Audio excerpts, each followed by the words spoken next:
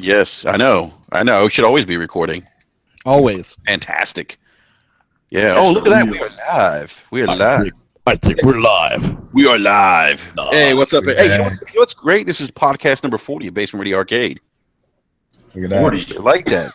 Yeah, right? I should have a 40 with me to celebrate. 40 ounce. Yeah. Cheers to everyone. Cheers. I don't know if anyone's... Well, maybe I'm the only one drinking beer tonight, but whatever. Cheers. I've already had a beer. I'm having one beer for every teraflop. Hey, you know what? And I'm your host, the 8 teraflops off the top turnbuckle. Brother, listen up! When I signal for the big teraflop on the top rope, that shit makes me laugh every time. Hey, good evening, everyone. Welcome to Basement Radio Arcade. That's my 8 teraflop voice at 60 frames a second. Sexy. Yeah, it's sexy shit. So, hey, we have a lot of news to talk about today. We're going to be talking about the Apple event. Yeah, Nice. Yeah. I like it. Dude, Nintendo had a 3DS event too. Mike, are you drinking apple juice? Nah, it's unfortunately not. No, Mike's drinking milk. It's more wholesome. That was earlier. Oh, Jesus. Oh, Jesus. Hey, all kidding aside, though, that Apple event was interesting. Miyamoto showed up on stage, and looks like Nintendo's going to have a Mario game on the iPhone 7. I don't think I could care about anything less. Yeah, no, we know. Maybe Call of Duty footage. Yeah. Yeah, maybe. But about that. Yeah, but you know what's crazy is that so Nintendo stock rose 29%. It'll fall by tomorrow once they realize it's just an endless runner game. Oh boy, yeah, probably. So anyhow, we have a special guest tonight, Mr. Mike Mullis from the original Next Level Gaming Podcast. Mike, what's up, man? Good evening, gentlemen. Mike's here to spit some truths, get to the bottom of things. That's right. That's Yeah, right. exactly. Drink my Canada Dry and spit truth. Mike's gonna be spitting some facts tonight. I am wearing my PS2 shirt in honor today. It Yeah, doesn't fit me anymore because I'm 100 pounds overweight, but that's all right. Was it a little snug around the belly? Mike's like, I can make it work. If you hear a lot of weaving, it's me attempting to breathe while wearing this shirt. Suck it in. I'll make it work. Got some slits on the side to get it on. Oh shit, that's cold. This is to help me realize I need to start working out again. Exactly, Mike. Exactly. And without further ado, we have my co-host, my panel. We have B Money 101 from the Tick Podcast. What's up, B Money? Not much, man. Just trying to take in all this news that we got today. So ready to talk about it. I hear you, man. I hear you. It's funny. I kept DMing you guys like, "What's happening? I couldn't watch it. I was at work. Right. Damn it, Enrique, we're trying to listen. I know. No one answered me. I was like, "What I miss?" What you guys would like go on this rant. I'd be like, "What I miss?" And no one would answer. I didn't answer you because we were live streaming it on SDGC, which goes live every Thursday at 9 p.m. Eastern Standard Time. There it is. Boom. Yeah, you know what, John? I actually I saw that you guys were live streaming, but yeah, it was funny. Like B Money, Eric were going back and forth, and I'm like, would chime in, and it would just be dead silence for like 20 minutes.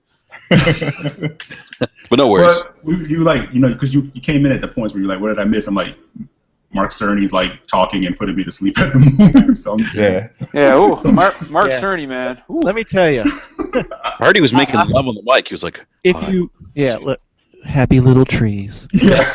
If you closed your eyes for a moment, Bob Ross was selling you the PS4. we have a happy console for you guys. Yeah. It's great. Tell you what. HDR. Yeah. HDR is where it's at. Yes, It is. I swear. Every time I see. Look how I draw this environment. Every time I see Mark Cerny, I'm like, why is Dana Carvey on the Yeah. Expect him to go, isn't that special? That's a great point, Joe. I was thinking the same thing. Could it be Neo? He does also look like John Carmack on Xanax. He does look like John Carmack on Xanax. Yeah. PS4 Pro. PS4 Pro. Yeah. PS4 Pro. Yeah, it's happy. It's nice. I'm just gonna put a little pixel here and a pixel. All right, let's get back on track here. We have Eric Jackson, Mr. Jackson, from What's up, everybody? broadcasting live from South Florida on his That's right, yacht. that's right. That is a yacht. Yeah, Just so you guys know, Ballers is not a show on HBO. It's a documentary about our lives down here. There you go. Eric is a special consultant to that show. Yeah, man. That's how we roll. Yeah. And without further ado, we have John, Mr. Negative, a.k.a. the London Gentleman, a.k.a. the Juice Man. The Juice Man. John, what the fuck is up, man? What's going on, man? Listen up, I can't help it if I have a supreme physicality, and people on Twitter can't appreciate that. Right? I wasn't born with this shit. I wasn't born with this beautiful body. I earned it through blood, sweat, and tears. And I want to apologize for that. No, you shouldn't have to, man. I want to apologize for the fact that I can do 25 pull-ups in a row or can bench press 360 pounds. I'm not gonna apologize for any of that at all. Or lift the PS4 Pro over your head. That I can't do. Let's not get crazy. Man on brown. Let's not get crazy. That thing's a monster. I'm not It gonna is. pick that up. It's not a monster compared to my 8 teraflops off the top rope there. I actually don't think the PlayStation Mech 4 looks bad at all. Like, I think it looks pretty good, actually. The Pro, or yeah, no, it looks fine. I got No. I'm calling it the PlayStation Mech 4 because it looks like a fucking Big Mac. I didn't pick up on the Mic 4. I didn't think of the Mech 4 either. 2 all beef patties, special sauce lunch. two big ass black patties and some black ass special sauce. Oh, that sounds like a porno, actually. Yeah, it does. Right. Yeah. Cerny's and a happy little slot. I'll tell you what though. The hyperbole today is just out of control. Oh, dude, it's ridiculous, man. Really. I'm going on another unfollow. Well, before we get into all the hyperbole that's been going on, let's talk about the event real quick. And the Hyperbole. Oh, don't forget about the Hyperbole. A lot of hyperbole. A lot of hyperbole. A lot of xenophobic comments made about certain ethnic. Well, anyhow, so Sony had their event today, and I didn't get the chance to watch it, so I didn't get to experience Mark Cerny. And I heard he was soothing, was putting people to sleep. Yeah, he may not have been the best dude, it was a meeting, no, he wasn't. But it wasn't he wasn't the best dude to have to talk about something that's supposed to be exciting. And Ricky, actually, before we go into that, I think you and I talked about it, and we said it almost seemed like the meeting itself, which I know you haven't seen it, maybe other guys agree. It kind of seemed like there was no enthusiasm, or almost like in a way lacking confidence. Yeah, it seemed like they just did it just to do it because. I don't know if it was lacking confidence. Just so much as I feel like people were expecting one thing, and honestly, like a lot of the reactions to the I kind of train myself not to say Neo anymore. It's the Pro. No, but it's the Neo. A lot. Fuck it, I'm calling it the Neo. Neo sounds better than Pro. I think a lot of the reactions today on Twitter, anyway, for the Neo are really our fault. Because we had built this thing to be up like the next coming of Christ, when in reality it's a more powerful PlayStation 4. That's what it is. And I do wonder whether or not this event would have been better as like a kind of like a Nintendo Direct style deal, or even maybe just like a blog post. But I mean, I don't know. That's just me. I mean, I don't think it was a lack of enthusiasm so much as it was a misunderstanding on our parts as to what the actual intent and purpose behind this is. Because because somebody on Twitter said today, and I can't remember who it was, but somebody on Twitter said there's no way that the PS4 Pro can compete with the Scorpio, and I said, well, I don't think it's meant to compete with the Scorpio. That's what I told him earlier. I don't think it is either. It's a year away. Yeah, well, and that's the thing that people got to remember is that we know now that the Pro is on the wild, we know what it is, we know what it isn't. there's a lot of talk about the Scorpio, but the Scorpio doesn't exist yet. It exists on paper. So I will be very interested to see. And here's the thing, and I'll shut up after this. But I do want to get this off my chest. I don't feel like 4K is something either the Xbox One S nor the PlayStation 4 Pro. I don't know. People say, oh, neither console can do native 4K. I got news for you. I don't think the Scorpio is going to do it either. Not unless that thing wants to come in at $800. 4K is a buzzword, and this is directed at both sides. The Pro camp and the Xbox camp. Mm-hmm. It's a buzzword. 4K adoption is still extremely low, and to be honest with you, a lot of people have said, oh, but these consoles can't do native 4K. They only do upscaling. Yeah, but you know what? To the untrained eye, there's not a whole hell of a lot of difference. And this is somebody. I'm speaking as somebody who's a home theater enthusiast. I know a little bit about this. Actually, John, that's a very good point, because there's a lot of articles out there that a lot of people haven't read about the human eye and how it has finite resolution, and you can't really notice 4K. There's really 4K and 1080p unless you're really up close. Well, and, the other you're thing, sitting far away watching like a 65-inch plus big screen. Right. Well, Enrique, here's the other thing. I mean, 4K in many instances is better suited to smaller displays than larger displays. Because you're sitting closer. Not a lot of people are aware of that.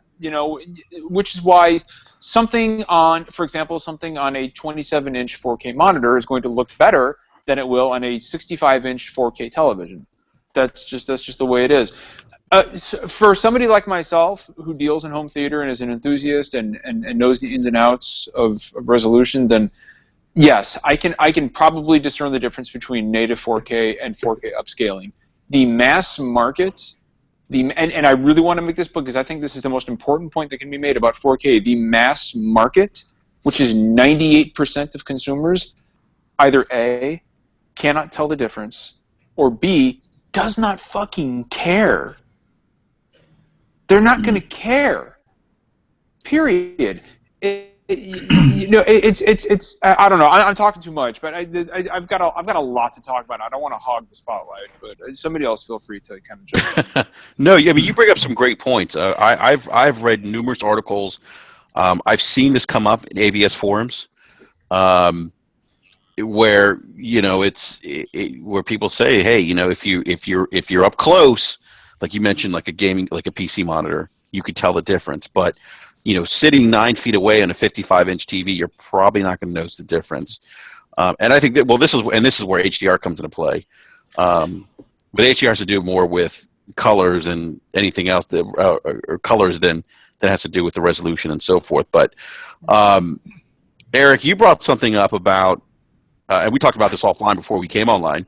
You mentioned something about that the fear maybe or the concern is that the industry is focusing too much on resolution as opposed to improving actual gameplay. And I forget who it was who brought this up. It was it the guys at Kind of Funny, or was it someone else? No, Colin was talking a lot about that, like pushing some gameplay forward, or, fundamentally good gameplay is key, because things can look as pretty as they want, but if gameplay isn't evolving, then what's the point? Yeah, that's a great point. Yeah, and like I was saying, that ship has sailed. Mm. This isn't about gameplay anymore. This is about graphics. Mm-hmm. And to piggyback on what John was saying, though, to piggyback on what John was saying, I would take it a step further and tell you the reason that you can still buy 720p TVs is because I don't think the average person cares about 1080p either. I think they care about bang for the buck, but I mean, for me, I am very, very happy with what I have, which it's a 72-inch DLP. It's a beautiful television, and I like John probably does when he's gaming. I sit about 11 feet from it on a nice couch, nice surround system, very nice home theater setup. Do you use optical cables? Nope. It's pretty Not important anymore. these days, Mike. I have a giant. We got a console for you. I have a giant bag of them. If anybody needs them. Eric, we got a console for you. Go ahead, Derek. Like, so sorry about that, guys. I don't know what happened.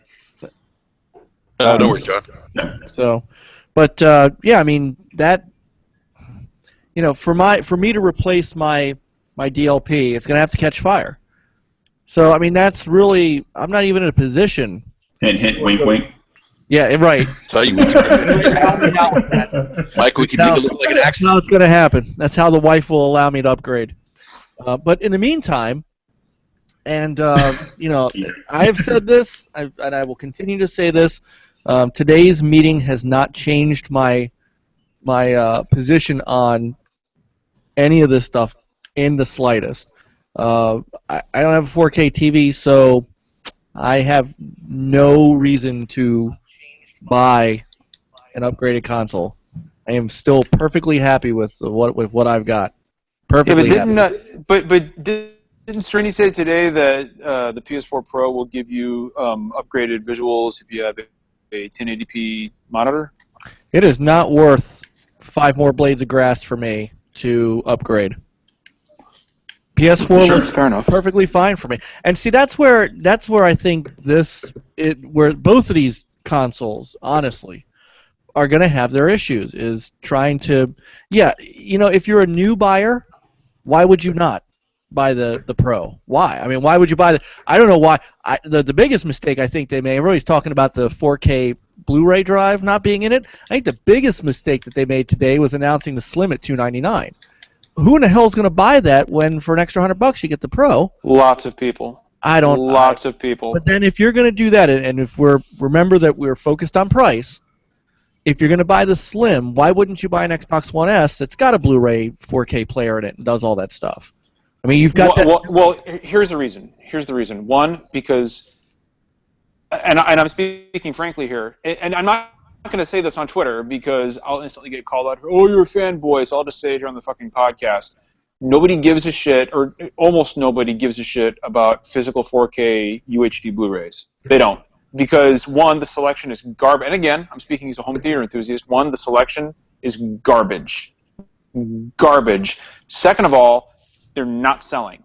They're not. Now, think about this. Why would Sony, who is pushing 4K and who pretty much owns, I think they own the Blu-ray medium. Well, they're part of they created the Blu-ray Association. Why would they, now, and this is the question everybody needs to be asking, why would they not include a 4K Blu-ray player? To make the console $399. Not only that, but because, that's part of it, but you're missing an important element. Because sales of physical media in 4K Blu-ray do not justify raising the cost of the console $100. They don't. They really, really, really don't.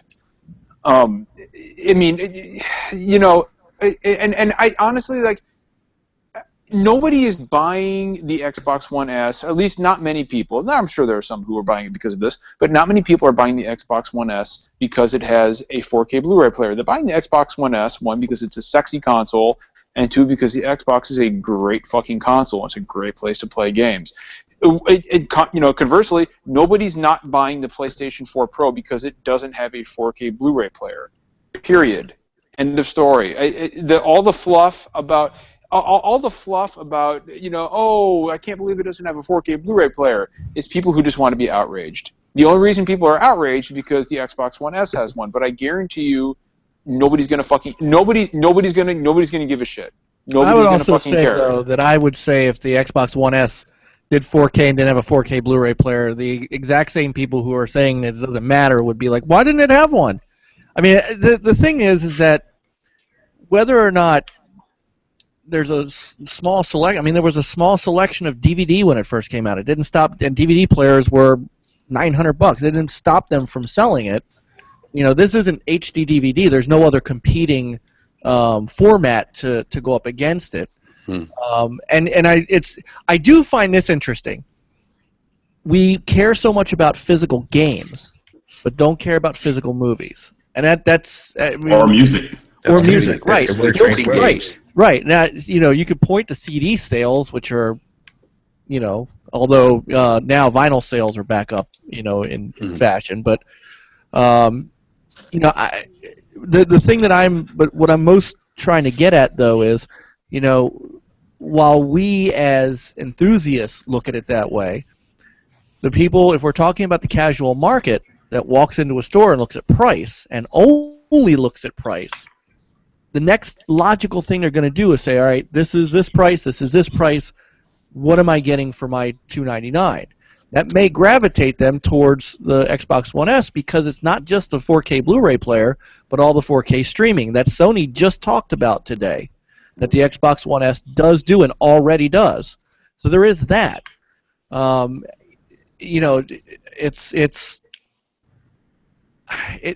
That to me, not having the Slim at 250, I think was their biggest error. I don't know. I mean, and I want to point something out that Sam Tolbert in chat said. He's a good guy. He's a really good guy. I do want to expound on something he said. He said, physical media trounces, digital media, in as far as image quality goes. I mean, it depends on whether or not you're streaming something, right? If I've downloaded something to my hard drive, then it's going to look fine. It's going to look. Now, if I'm streaming something, yes, then of course the picture changes. Depends. But honestly, here's the thing: to the trained eye, if you're streaming something, like let's say you're streaming something over a really, really quality connection, right? To the trained eye, yes, there's going to be a difference. But again, I hearken back to that mass market. It's not going to be enough of a difference to where anybody's really going to give a shit. The mass market doesn't care about image quality. The mass market cares about affordability. That's why the Xbox. That is why the Xbox One S is going to sell well this year at $299, and that's why the Slim is going to sell well this year at $299 because they care about affordability. Nobody. I mean, these consoles, we have to remember, especially the PlayStation 4 Slim, are entry-level consoles targeted at a casual demographic. And mom, who's buying a PlayStation 4 for 7-year-old Billy, is going to see the PlayStation 4 Pro at $399 and the PlayStation 4 Slim at $299. She's going to say, little Billy doesn't have a 4K TV. He doesn't need a $399 PlayStation 4 Pro. Badly to say that it's Christopher Walken. Disregarding the fact that you're still going to see, visual upgrades of the 1080p television, but she's not going to care about that. She's going to care about price. That's who's buying consoles this season. Do me a quick favor. Do me a quick favor. Yeah, go ahead. Say the Little Billy line as Christopher Walken. The Little Billy line. You said mom's going to Little Billy going in. Okay, listen, mom is going to be shopping for Little Billy, and she's going to say, listen, little Billy, you don't need a PlayStation 4 Pro at $399 when I could just as easily buy you a PlayStation 4 Slim at $299 with some games. Real quick, I want to wrap you in this conversation, man. What are your thoughts on this? Well, first I want to say I do kind of agree with Mike. I think one of the big missteps is not kind of undercut Microsoft when you don't have those same features in your Slim console. So I think they definitely should have went at like the 250 mark, and then holiday season they can kind of bundle some games in there, or at least get the price down to like $199. I think that would have been smart. You kind of got to look at competition, and to me they're not really competing at this point. Right. As far as the conference goes, I think. As a consumer looking at the bigger picture, I think this puts a little bit more pressure on Microsoft to show us what the Scorpio is beyond just a 4K native machine. So we saw with today they didn't really explain any more features beyond that the system is going to be 4K capable. There's going to be double the pixels and the picture quality is going to be better. So I think at $400, you can kind of be okay with that. And I think Microsoft has to kind of look at that and show the value of what the Scorpio is and come at a correct price point. Because if it's just 4K native, then that's not really doing anything for me either. Yeah. B, I think you said something though that is actually more important than anything, and I didn't even it didn't even cross my mind when John and I were debating this a little bit. But if you noticed, the other thing about the Xbox One S is how many bundles there are for it, like Madden, and you get the Halo. Gears. I mean, now the Gears bundle's more expensive, so you can't really. All right, but I didn't hear anything about PS4 Slim bundles, which I think is the other. If you're walking into the store and you see both those consoles next to each other, and you've got just the just the PS4 Slim at $299, but you've got a Madden bundle at $299 for the Xbox One S. Which one are you going to get? You get a game with the, so Sony, I think, is going to have to put some bundles together, which they may. I mean, they just announced the console, so. But I think that's an important point. Yeah, guys. Real quick, guys. I just want to. Go ahead. Go ahead, John. Well, no, there's something that Graphic God in chat brought up that I do want to address real quick. And that's where I was going. Yeah. So Graphic God in chat, and shout out to Graphic God. He's a great guy. He did a great logo for me.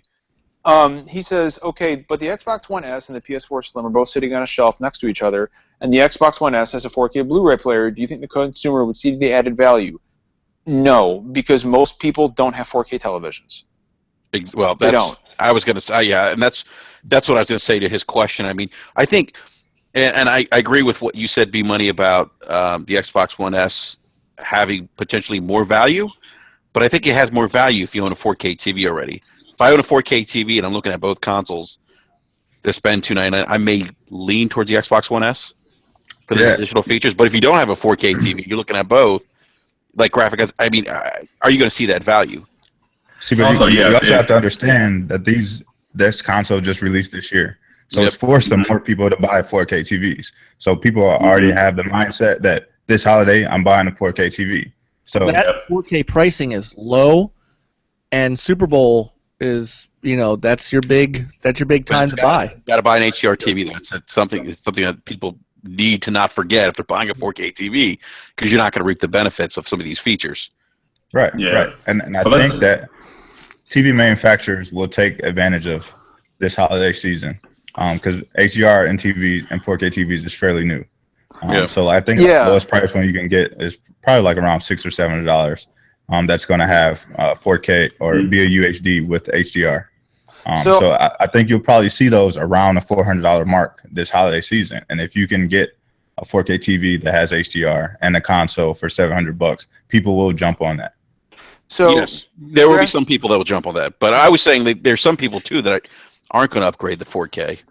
Well, and that's the thing. Like Graphic God in chat says, you have to admit that 4K TVs will be standard very soon. Well, I mean, so the projected adoption rate for 4K televisions right now is 30% of televisions worldwide by 2019. That's not a lot. I mean, that's not a lot. And so 4K is now, obviously, things can change, and technology changes, and the price goes down on certain things. But like I said, 4K anything, and I have seen 4K content on a 4K television. It's nice. Does it justify running out and purchasing a new television?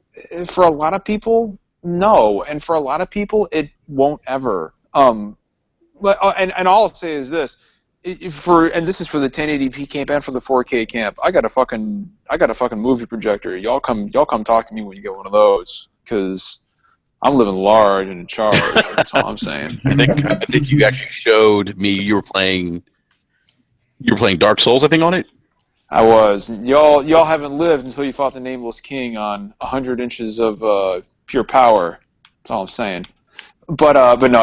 I mean, in all seriousness, But screen that size, you see the benefit of 4K. Colin Moriarty said something that I completely agree with, and I think somebody, I think it was you, Enrique, brought it up too. We're getting too caught up in power. We are. And whether or not games are good. I don't give a shit if something's 1080p. I don't give a shit if it's 4K. I give a shit whether or not it's good. And what I'm worried about, do I think the PlayStation 4 Plus or do I think the PlayStation 4 Pro and the Xbox Scorpio and the Xbox One Slim, the PlayStation 4 Slim, do I think all these consoles are going to sell extremely well? Yes, I do. I think Microsoft and Sony are both going to make a lot of money off of these. But I'm also worried that we're kicking off a fucking completely unnecessary console arms race. Yeah. No, I think I agree with that. That happened. I'll use this as an example. You know, like let's use like Mighty Number 9 as an example, right? People were really upset that when the final game came out, it was broken or whatever the case may be, but they were like saying like the visuals were downgraded, right? But at the end of the day, the game was still, for all intents and purposes, broken and not very fun to play, from what a lot of people said. If that game was in 4K, would it make it better? Nope. You know, you'd be playing it and looking at it like, oh, it looks amazing. Still not fun to play, though. Yeah. Yeah, and that's the thing for me. Like, if you know, I think John, maybe you said it earlier, like, or B Money. One of you guys said that, you know, now with Scorpio, the ball's kind of in Microsoft's court now. Microsoft needs to show off what the Scorpio's capable of. And you know, like a lot of people, I got caught up in that hype. Like, holy shit, 6 teraflops! You know, this thing's going to be powerful, and you know, that's going to be awesome. But when the dust settles and you think about, you know, some of the more recent interviews, like what you guys had Al Pinello on Tick B Money, and he said, well, you know, we're not mandating 4K 60 frames a second. You know, the developers can, you know, it's pretty much at the discretion how they want to use that power. And you got to think about that. Like, what does that mean? You know, what does that mean in terms of real world performance, or what games are going to look like? And so for me, I'm at a point now where if I'm going to drop some cash, some more money on another console, there's got to be a benefit for me outside of, well, you know, it bumps up to 4K resolution. Well, that's nice. I have to go out and buy a 4K TV, which I may not want to do right away, you know, to reap the benefits of this. But I don't think that should be the focus. I think it needs to be gameplay, even graphics. I mean, we always talk about resolution and graphics aren't necessarily the same thing, or maybe games that have better AI, or these larger worlds that just are more alive that we haven't seen yet, that maybe we've been wanting to see, or maybe things that, you know. And I feel like in the beginning of this console generation, they promised us these larger gaming worlds. We heard about cloud, we heard about all these other things that were going to happen that haven't happened yet. We still don't have really 1080p 60 frames a second. You know, and that was something that was talked about in this console generation. So I need to see more. I need to see more. I want to see some things that are going to benefit me in terms of my gaming experience outside of just resolution. I'm not even sure that that's going to happen now. I mean, and let me give you a case in point real quick. So Rise of the Tomb Raider is something they showed at this meeting today. And we found out later that the game's going to have three modes to it. One will be a 4K mode, which I'm assuming is it's going to get to 4K as best it can. You know, they talked today about rendering techniques and checkerboarding and stuff. Or it will have two 1080 modes. One will be 1080p 30 with everything, all the sliders up. And then 1080p north of 45. I mean, they couldn't even say 1080p 60 with this. But Mike, this is what I'm talking about. People are getting. Is the game good? No, yes. I who don't. cares? I'm right. No. I understand that, but we have to understand that ship has sailed. Unfortunately, this is where we are. I would think it's unfortunate. I'd love to talk about gameplay, but nobody wants to talk about gameplay anymore. That's why we have these damn consoles. That's why I swear that the PS4, the S stands for sorry. We're sorry. We meant to give you this much power in 2013 and we couldn't. So here's our apology console, just like the Scorpio is Microsoft's giant apology console, and they're here because this is what people want. No one gives a rat's ass about gameplay like we do. Nope. Which is why I'm down to playing a lot of indie games these days, because at least I'm getting some enjoyment out of that, rather than having to worry about whether or not I've got, you know, sexy pixels on the screen. Right. Are they uncompressed pixels? They're the greatest pixels you've ever seen in your life. Uncompressed pixels. You know what, Mike? It's funny you said that, because actually Enrique and I were talking about that the other day. We were talking about uncompressed pixels? No, and not uncompressed pixels of Mike, but no, we were talking about if a normal person just kind of read a Twitter timeline, you know, a gaming Twitter timeline, they'd kind of be like, why does anybody do this? It seems miserable. Right? Because I mean, yeah, there you go. Okay, people are talking about power. People are talking about specs. People are talking about price. Nobody's talking about gameplay or games or sharing it. Everyone's fighting each other, blocking each other, saying they're a community, not really knowing what a community is. You're cool with the community until or like a fucking say cult. something outside of the community, and then you're out of it. Well, that's not a community. That's a cult. You get Cobra Kai the fuck out of it. You know. So it's like, sweep his leg, Johnny. Yeah. So when do we get back to actually being gamers and talk about gameplay and enjoying games together and saying, you know what? Look, I don't have to agree with you. We don't have to see, we don't see eye to eye on this, but it doesn't change the fact that at the end of the day we're still gamers. Yeah. Hey, Mike, you know what's interesting though, and I know this because we're probably the elder statesman of this podcast. We've been gaming for a long time, but in a lot of ways it's always been about power.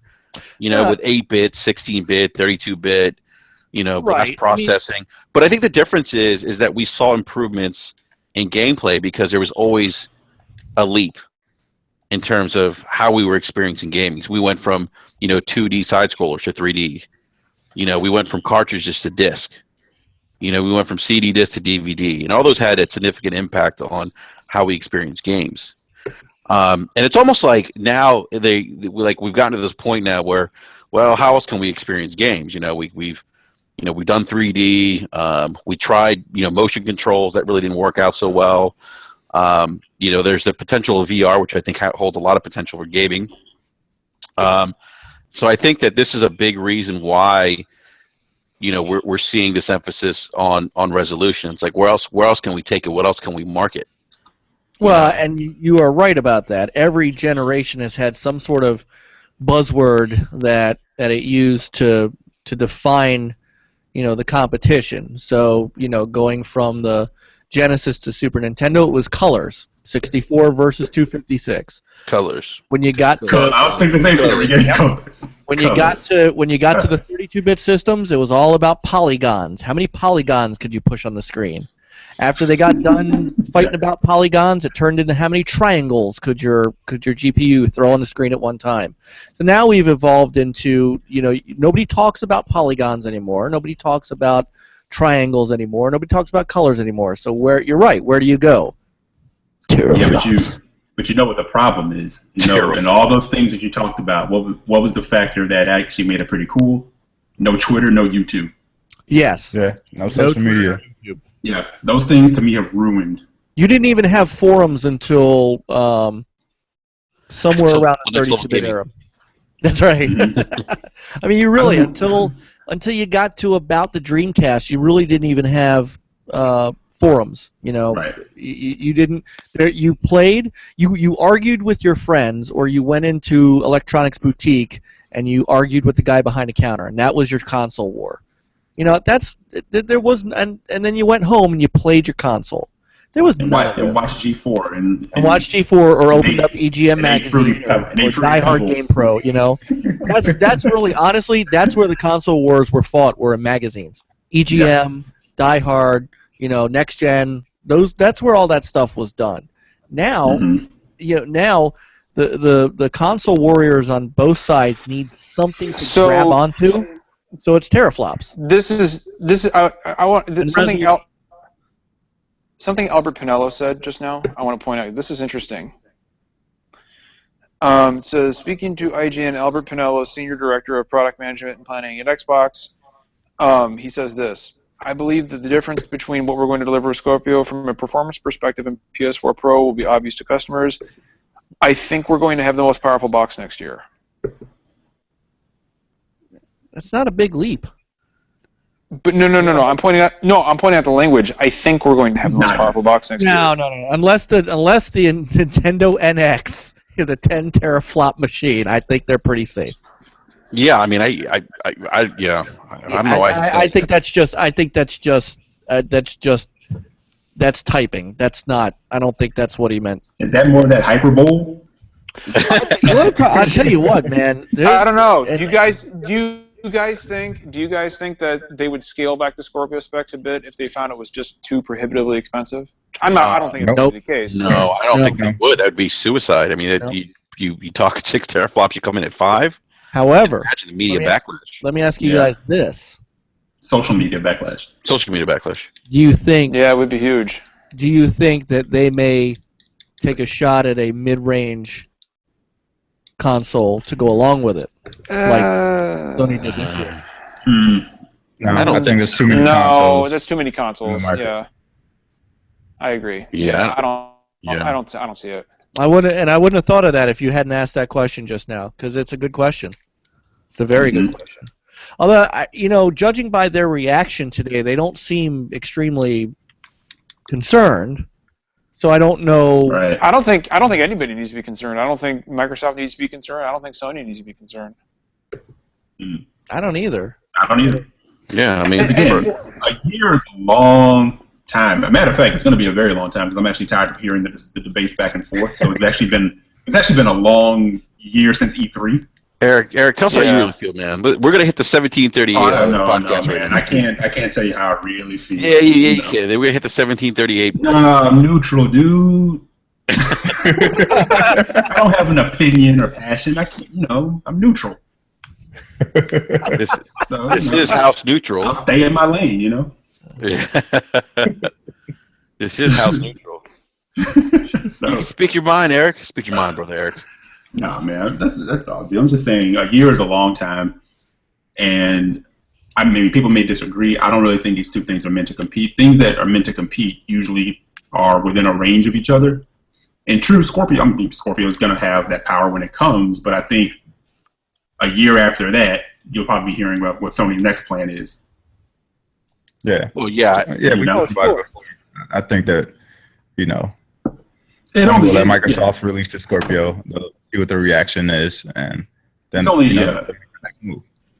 only it's only a competition between idiots on Twitter, idiot fanboys or brand fans. I call them. They're not really, Yeah, I've seen a lot of that back and forth today, where people are saying, I go to Best Buy a lot.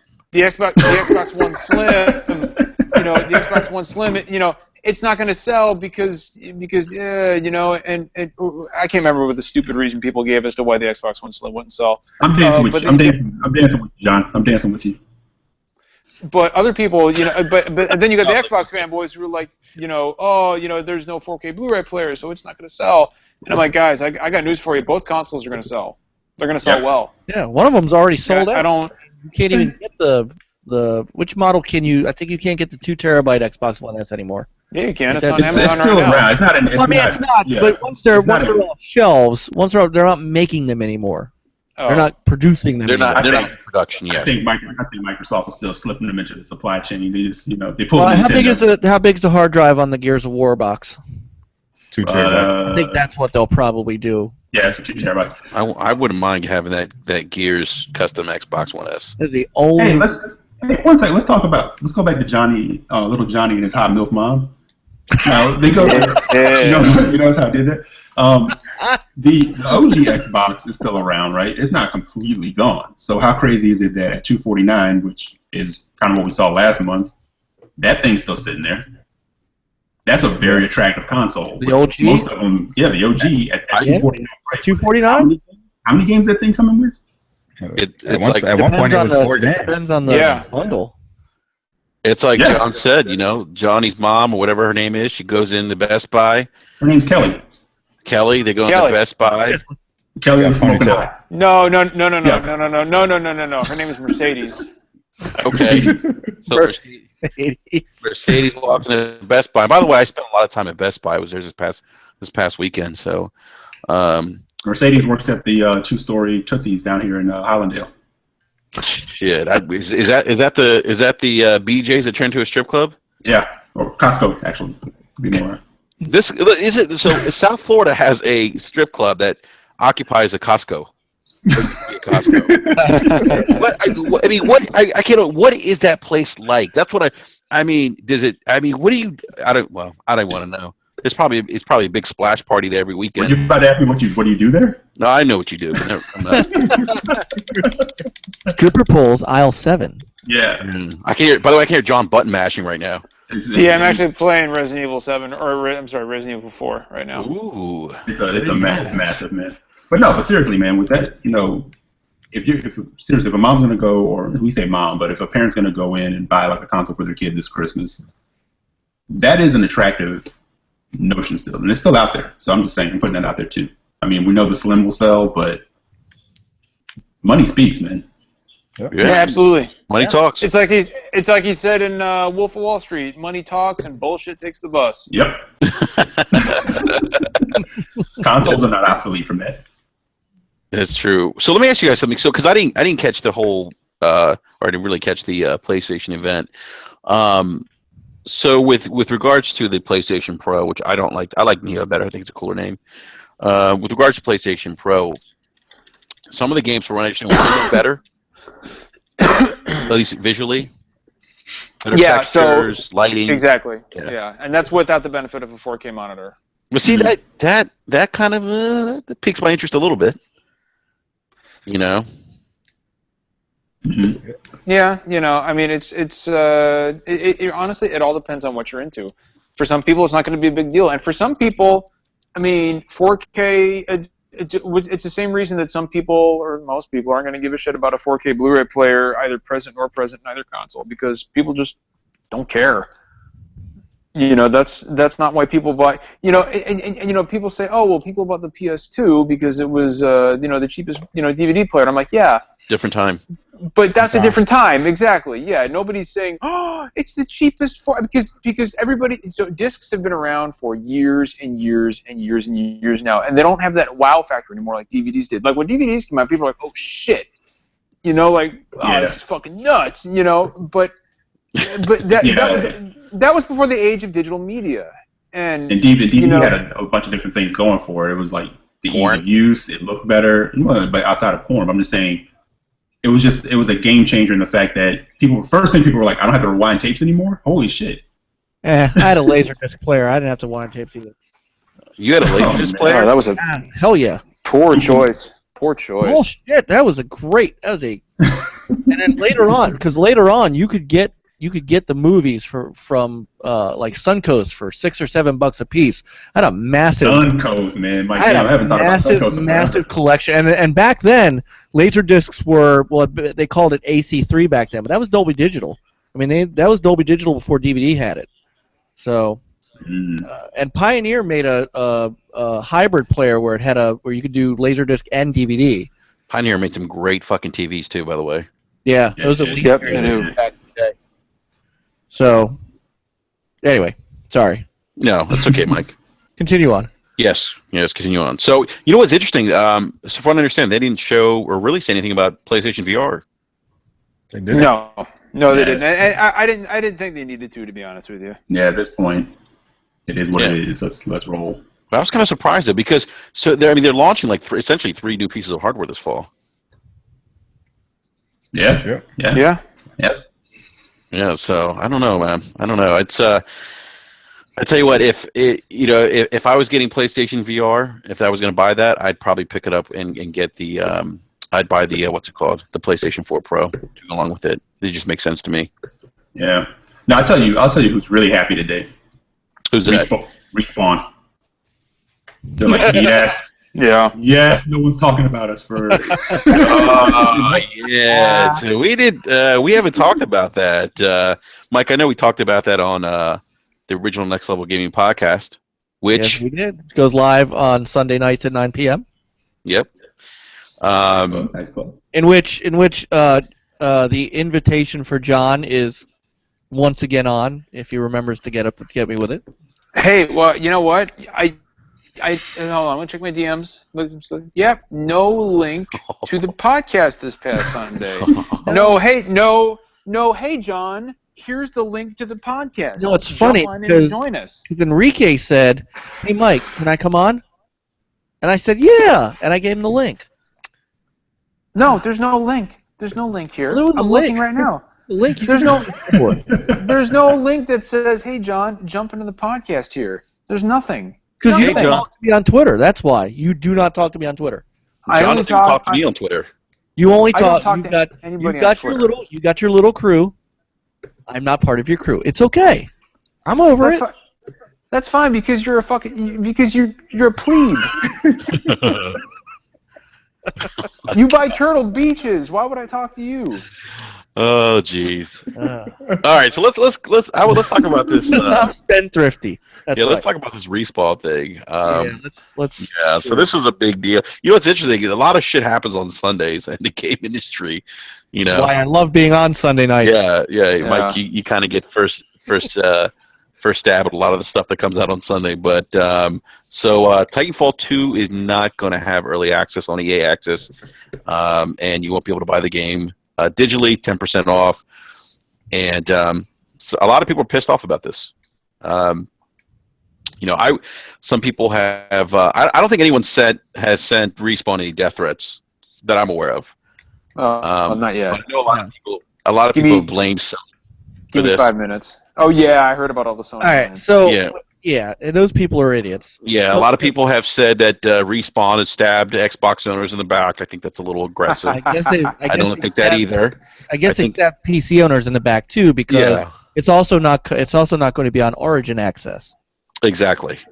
So, it's interesting. A lot of people are blaming what's his face, Vincent Pello, saying that's his fault, and that I agree with.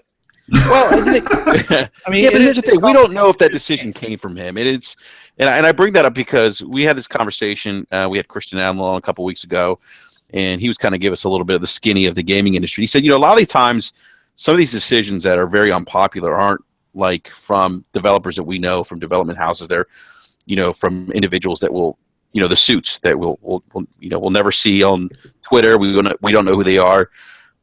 Maybe it was him. But I don't want to speculate and say, he's an asshole and it's his fault. But whoever made the decision. I actually did tweet Respawn and said, hey, because I'm on the fence with this game. I played the beta and I wasn't blown away by it. I thought that they changed the game a little bit too much for my liking, but I wasn't. I wasn't totally against the idea of not buying this game. Excuse me. What I was going to do was play the, demo the game on early access, on EA Access, but now I can't do that. So that kind of sucks. And I did tweet Respawn and say, hey, I was kind of disappointed, blah, blah, blah. For me, it's not the end of the world. It does suck, though. I don't think it's anti-consumer for them to do this. But at the same time, I can see why people would be upset because I'm one of those individuals. But again, I'm not going batshit crazy about this either. There's certainly bigger fish to fry in the pan for me in my life than this. Yeah, exactly. Yeah. So, but I want to get your guys' thoughts on this. Like, what you guys think? B-Money, what do you think, Ben? I think that everybody's making a big deal of it are a bunch of idiots. I'm gonna spit my beer out. Holy shit! Damn.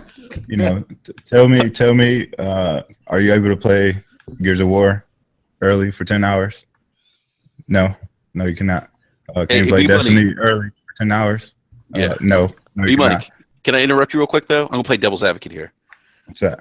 I understand that, but the premise of EA Access, and one of the reasons why I signed up for it is that you would get to demo releases before they came out a week early.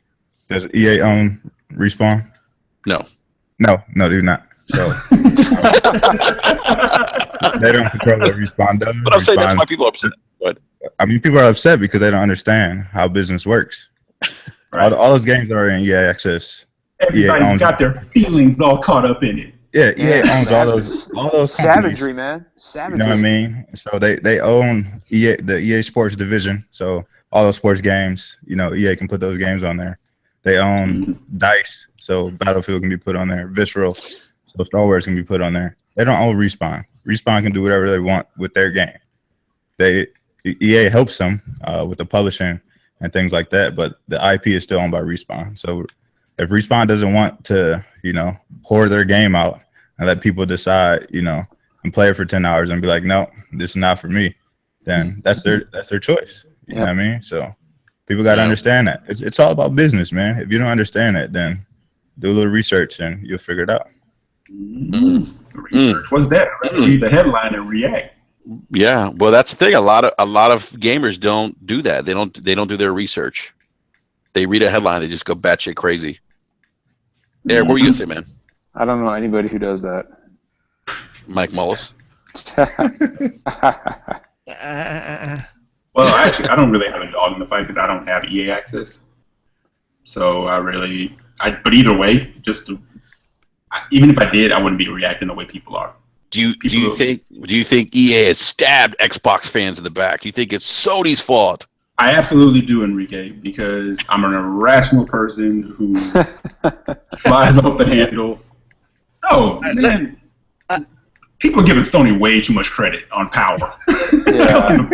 And power and control that they actually have for anything. I will say this. Go ahead, B. Go ahead, finish. No, go ahead, Mike. I was gonna say I see B said everything that pretty much I was gonna say, but what you said something that I will say this: if Sony comes up with the marketing rights to Titanfall 2, then you could make a case, considering that Respawn, and people have to understand this, so does Vince. Respawn may not exist as we know it without Microsoft. We got to remember that. So if EA turns around and markets this thing to the PlayStation, then I could see some people having that thought of, yeah, well, after all of our support, this is how you thank us. But for the EA access, can we really say that without Microsoft there'd be no Respawn? Because EA really puts up a lot of money. Microsoft may have put up some money to make the game exclusive. Yeah, but if you remember the Jeff Keighley Titanfall story, EA was about to drop that game as a whole. They shopped that game around before they were going to drop it, and Microsoft picked up the funding for the game. That game existed because of Microsoft. That was in the Titanfall story. I don't know. To me, it's a business decision, and business is business, and nobody should be upset about it. I'm just saying I can understand if people thought that if they get a marketing deal for it. The EA Access thing, B-Money hit it. I mean, there's nothing else to say. It's Respawn's game. Do I think that they're making a mistake? Yes. I think Respawn should allow this game to be in Origin and EA Access. Am I mad that they're not? No. I'm just speaking to the point that people are taking this shit too personally. It's a fucking video game. If you're gonna buy it on PS4, then buy it on PS4. If you're gonna buy it on Xbox One, then buy it on Xbox One. But Respawn didn't stab you in the back. EA didn't stab you in the back. You have no fucking relationship with these. And I'm just talking to people in general who are complaining about this. You cannot be stabbed in the back if you have no fucking personal relationship with these companies, and you don't. It's John. business. No, John. I totally do because they actually replied to me on Twitter, so I'm completely friends with them. I got you. I'm totally friends with them. But there was one guy who will remain nameless, but he says, Vince Zampella, you're a pussy, and I'm like, are you serious? Oh my God! See, that's fucking ridiculous. Are you serious? Are you kidding right now? Video games, people, ladies and gentlemen. Yep, I present to video games. Correct me if I'm wrong, but this isn't like the smallest dude in the world, right? No, I mean I could still kick his ass, but he's certainly. But still. I mean, again, the things that people throw out over the intranet. Yeah, yeah, oh Vince, I can't believe you fucking. I mean it. Honestly, what happened to just not wanting to buy Titanfall 2 because you didn't like it? Right. That's why I'm not buying it, because I played the beta and I don't like it. A lot of this is a smokescreen, and this applies to nobody here, but a lot of this is a smokescreen for people who just flat out are upset that Titanfall 2 is no longer an Xbox exclusive game, and want to act like that's what they're not upset about. Well, which is a whole other dumbass reason. Well, some of it is, it's ammunition they can't have anymore. Oh, well, haha, we can get this game a week early on Xbox One. I'm telling you, man. And now that ammunition has been taken away. Gaming. What's that? What's that, Eric? Twitter and YouTube have ruined gaming, man. It's all about follows. It's all about subscribers, and I'll say whatever I can to get more of that because it gives me value. It gives me worth. I was probably pushed into the lockers when I was in fucking high school, and now I have some semblance of power in my head. Well, here's the thing. Like, I want to point out, I am never a fan of third-party exclusivity, and the same goes for Spider-Man on PS4. I really like. I'm gonna buy Spider-Man, and I'm gonna enjoy it because I love Spider-Man. He's my favorite Marvel superhero. But Wolverine's better. I would vastly prefer it if Spider-Man were a multi-platform game. I don't think it should be exclusive. I agree with you, John. You know, and just in the same, and so I will never, ever, unless there is some kind of crazy circumstance, ever support third-party exclusivity. I won't do it. Well, the more people that are able to play a game, the better. Yeah, but we support them by buying the games. I mean, sure, no, Mike, and I get it. It's a double-edged sword. I mean, that's hard to say without actually not buying Spider-Man. No, I get it, but what I'm saying is this. Fuck that noise. I love Spider-Man. Right. Yeah, that's the thing. Just because it's a business practice, I don't necessarily agree with it. Should I deprive myself of something I love? No, that's like saying I'm not going to see The Thin Red Line because I think Sean Penn is a cock knocker, which I do. But you know what? Sean Penn is in a lot of good movies, and so yeah, I'm going to go watch that Sean Penn movie, even though I think he's a fucking human garbage bag. Yeah, see, I won't. But the thing is that you can't. That when you do that, though, that's the money that they get for that third-party exclusive, and that keeps it going. That's the reality. But that's the reality of the situation. It's going to happen. So I mean, whether or not I support it is futile. It doesn't matter. They're going to do it because they're going to make more money, and my dollar and your dollar don't matter. It's going to happen. So I'm not going to deprive myself of something that it's something great that I could potentially miss out on just because it's something that I don't necessarily agree with. Yeah, I can't wrap my mind on that one. The good news is that's why I have... Mike, it's your old age, man. No, I mean, it's like, I don't support this, but I'm going to pay for it. It's just me. Now, for me, I don't care because I have both consoles. So I don't have to constrain myself to. I don't have to say, well, I don't like the fact that Spider-Man's only on the PS4. I would love to have all games on all systems, and I say that to whenever I have conversations with indie developers about their games. I'm like, hey, I'm a fan of everybody getting to play as well, but I can't in good conscience say I'm against third-party exclusives and then go out and buy them. I just can't. So it doesn't matter to me because I have both systems. I don't have to constrain myself that way. I can because I'm not going to buy an Xbox. I mean, if I had an Xbox One Slim, I wouldn't spend $399 or $299 just to play Spider-Man. As much as I love it, I mean, I'm not going to do it. If I wanted it, I'd buy and I've said that from the beginning. If you really want a game and it's on a console you don't have, then either you buy the console that it's on, or you really didn't want the game. I'm not. I don't care. And you know what? If I had an Xbox One Slim and no PlayStation 4, I wouldn't spend $299, $399 to play Uncharted 4. I wouldn't. It's not worth it to me. For me, and the proof is in the actual one that I got, I did exactly that. I mean, that's the game I wanted. I wanted Uncharted 4. I just happen to love the rest of the Uncharted series. I bought it for that because I'm not going to deprive myself of not being able to play that game. It's one of the reasons that I've always been multi-platform is because you just cut yourself off from so much, and except for the Nintendo, except for the Wii U, screw that. But I had a Wii. You got to go Wii? Is that what you said? I said I had a Wii. Oh, he had a Wii. I had the Wii. I thought you said you had a Wii. I was like, easy there. My kids love their DS. I got a GameCube back there. I mean, it's just I don't cut myself off from that stuff. If that's it is business. It's absolute. John, I agree with you there. It's business, and it's never going to go away. I just don't. I can't buy into it and then say I don't agree with it. But I'm going to pay for it anyway. I can't. Yeah, I can't do it. That's all. Yeah. So real quick, guys, another quick gaming topic before we wrap up. This is going to be a shorter podcast this evening, by the way, and it's not going to be a 2-hour. That's cool because I got to go soon anyway. I said that's cool because I got to go soon anyway. Yeah. So we got to. Did you guys see the Recore footage yesterday? I did. It made your Nelson stream.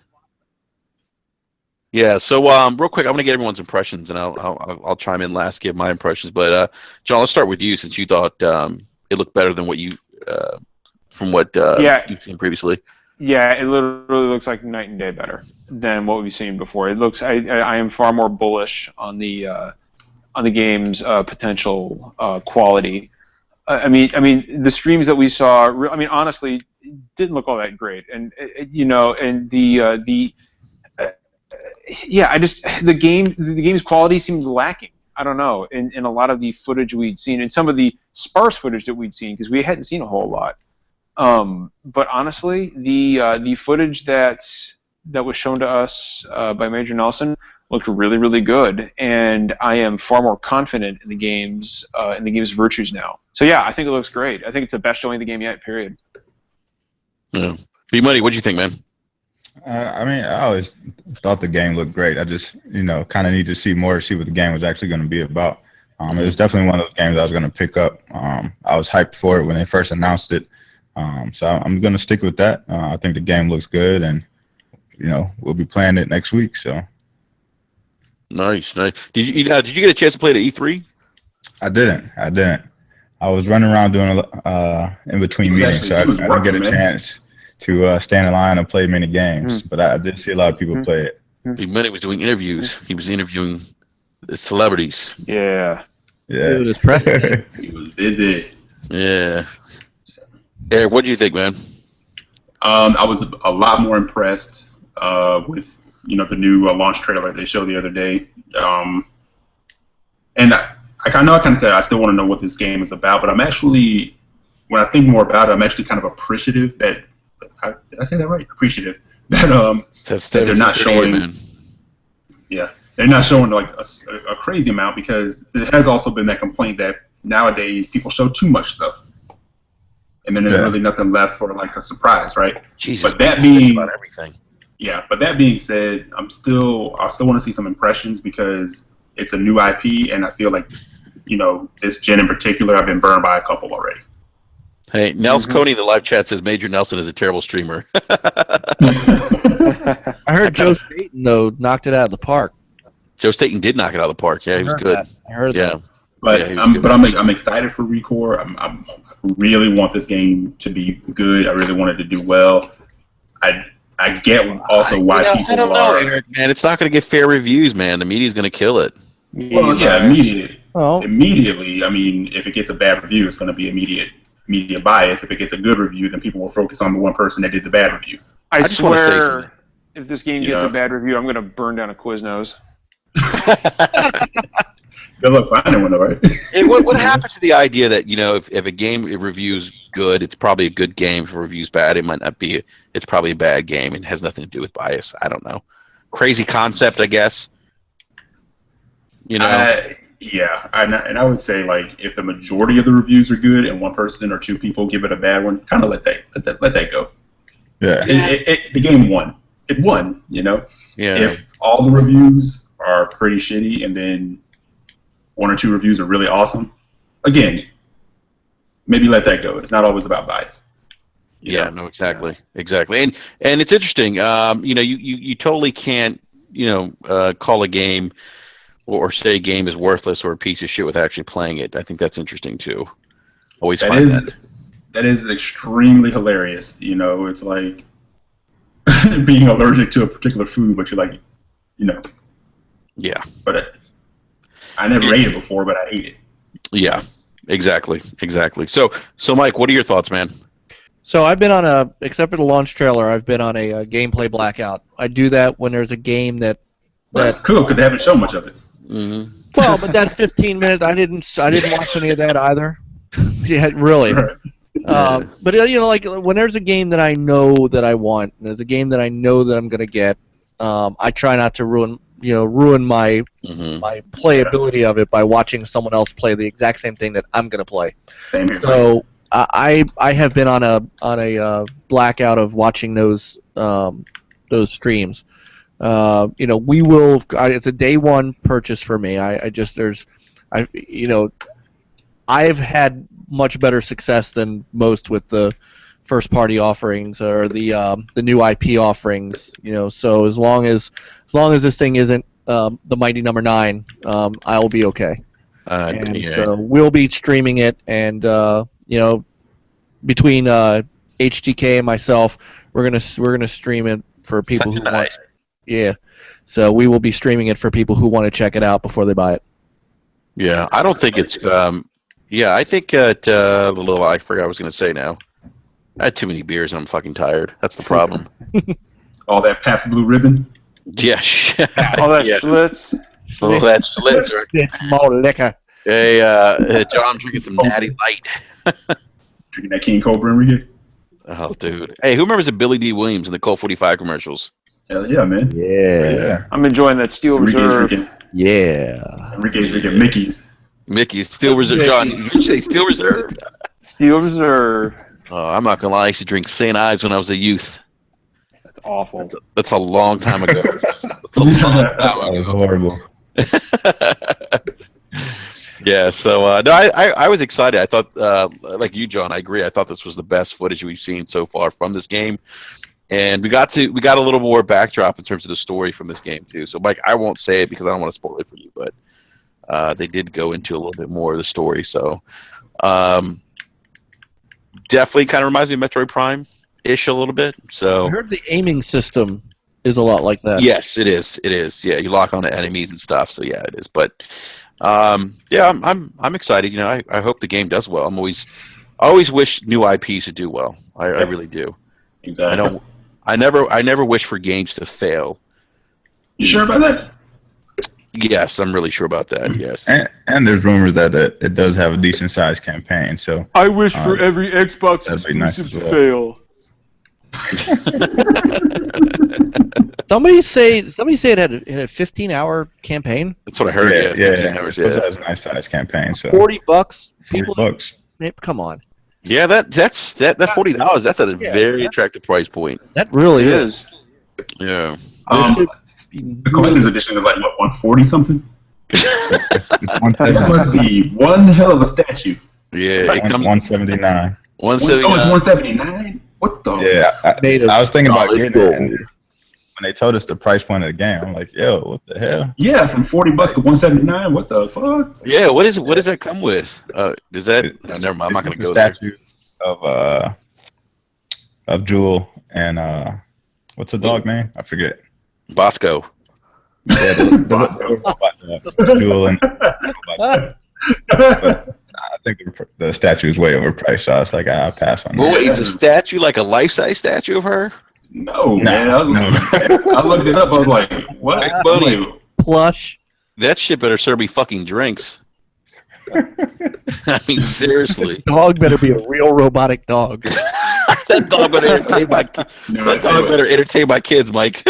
Scarlett Johansson comes to your house dressed as Jewel and serves you drinks. Yeah. Jewel. And they leave you a little robot puppy to play with. Yeah. 179. I'm like, God, what the? Nels Coney's talking about drinking St. Ides in a brown paper bag, by the way. I've done that. Over now for Thunderbird wine. I've done that too. Yeah. Dog.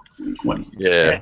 Oh, real quick, one more thing, guys. Did you guys see the Gears of War Horde 3.0 stream? Yes. No, I haven't seen it. No, I'm not, like Mike said, I'm on blackout when it comes to Gears. Like, dude, I'm hyped. I'm not gonna lie. Horde's not gonna lie. Enrique, I legit thought you said Gears of War. He did. I did say totally said that. I was like, damn Sennheisers again. I have a question before we go.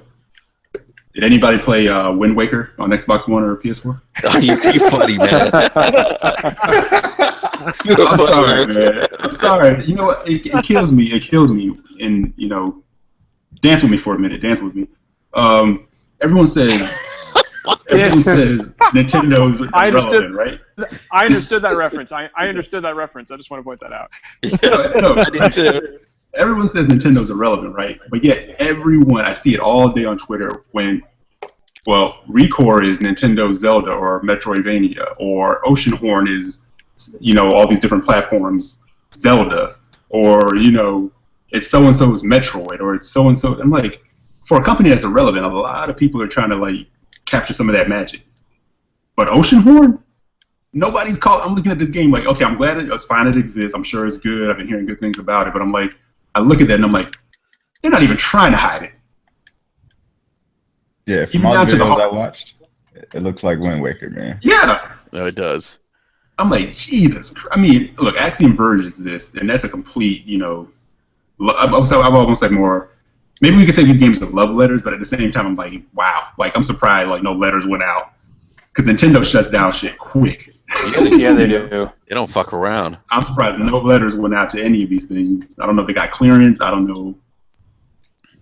Maybe they got good lawyers that were like, you can do this, but don't do that. Yeah, but Jesus Christ, even the character looks like Link. I'm surprised the boat doesn't have like a tiger head on it. No, it's not a lion. I mean, it's a tiger. Come on. Oh my God, Wind Waker is such a great fucking game, by the way. Wind Waker is awesome. I never played it. No, oh, man, John, come on, man. I never played it. Yeah. And Wind Waker HD on Wii U is amazing. Yeah, John, we gotta get you. Yeah, we gotta get you an Xbox One S, man.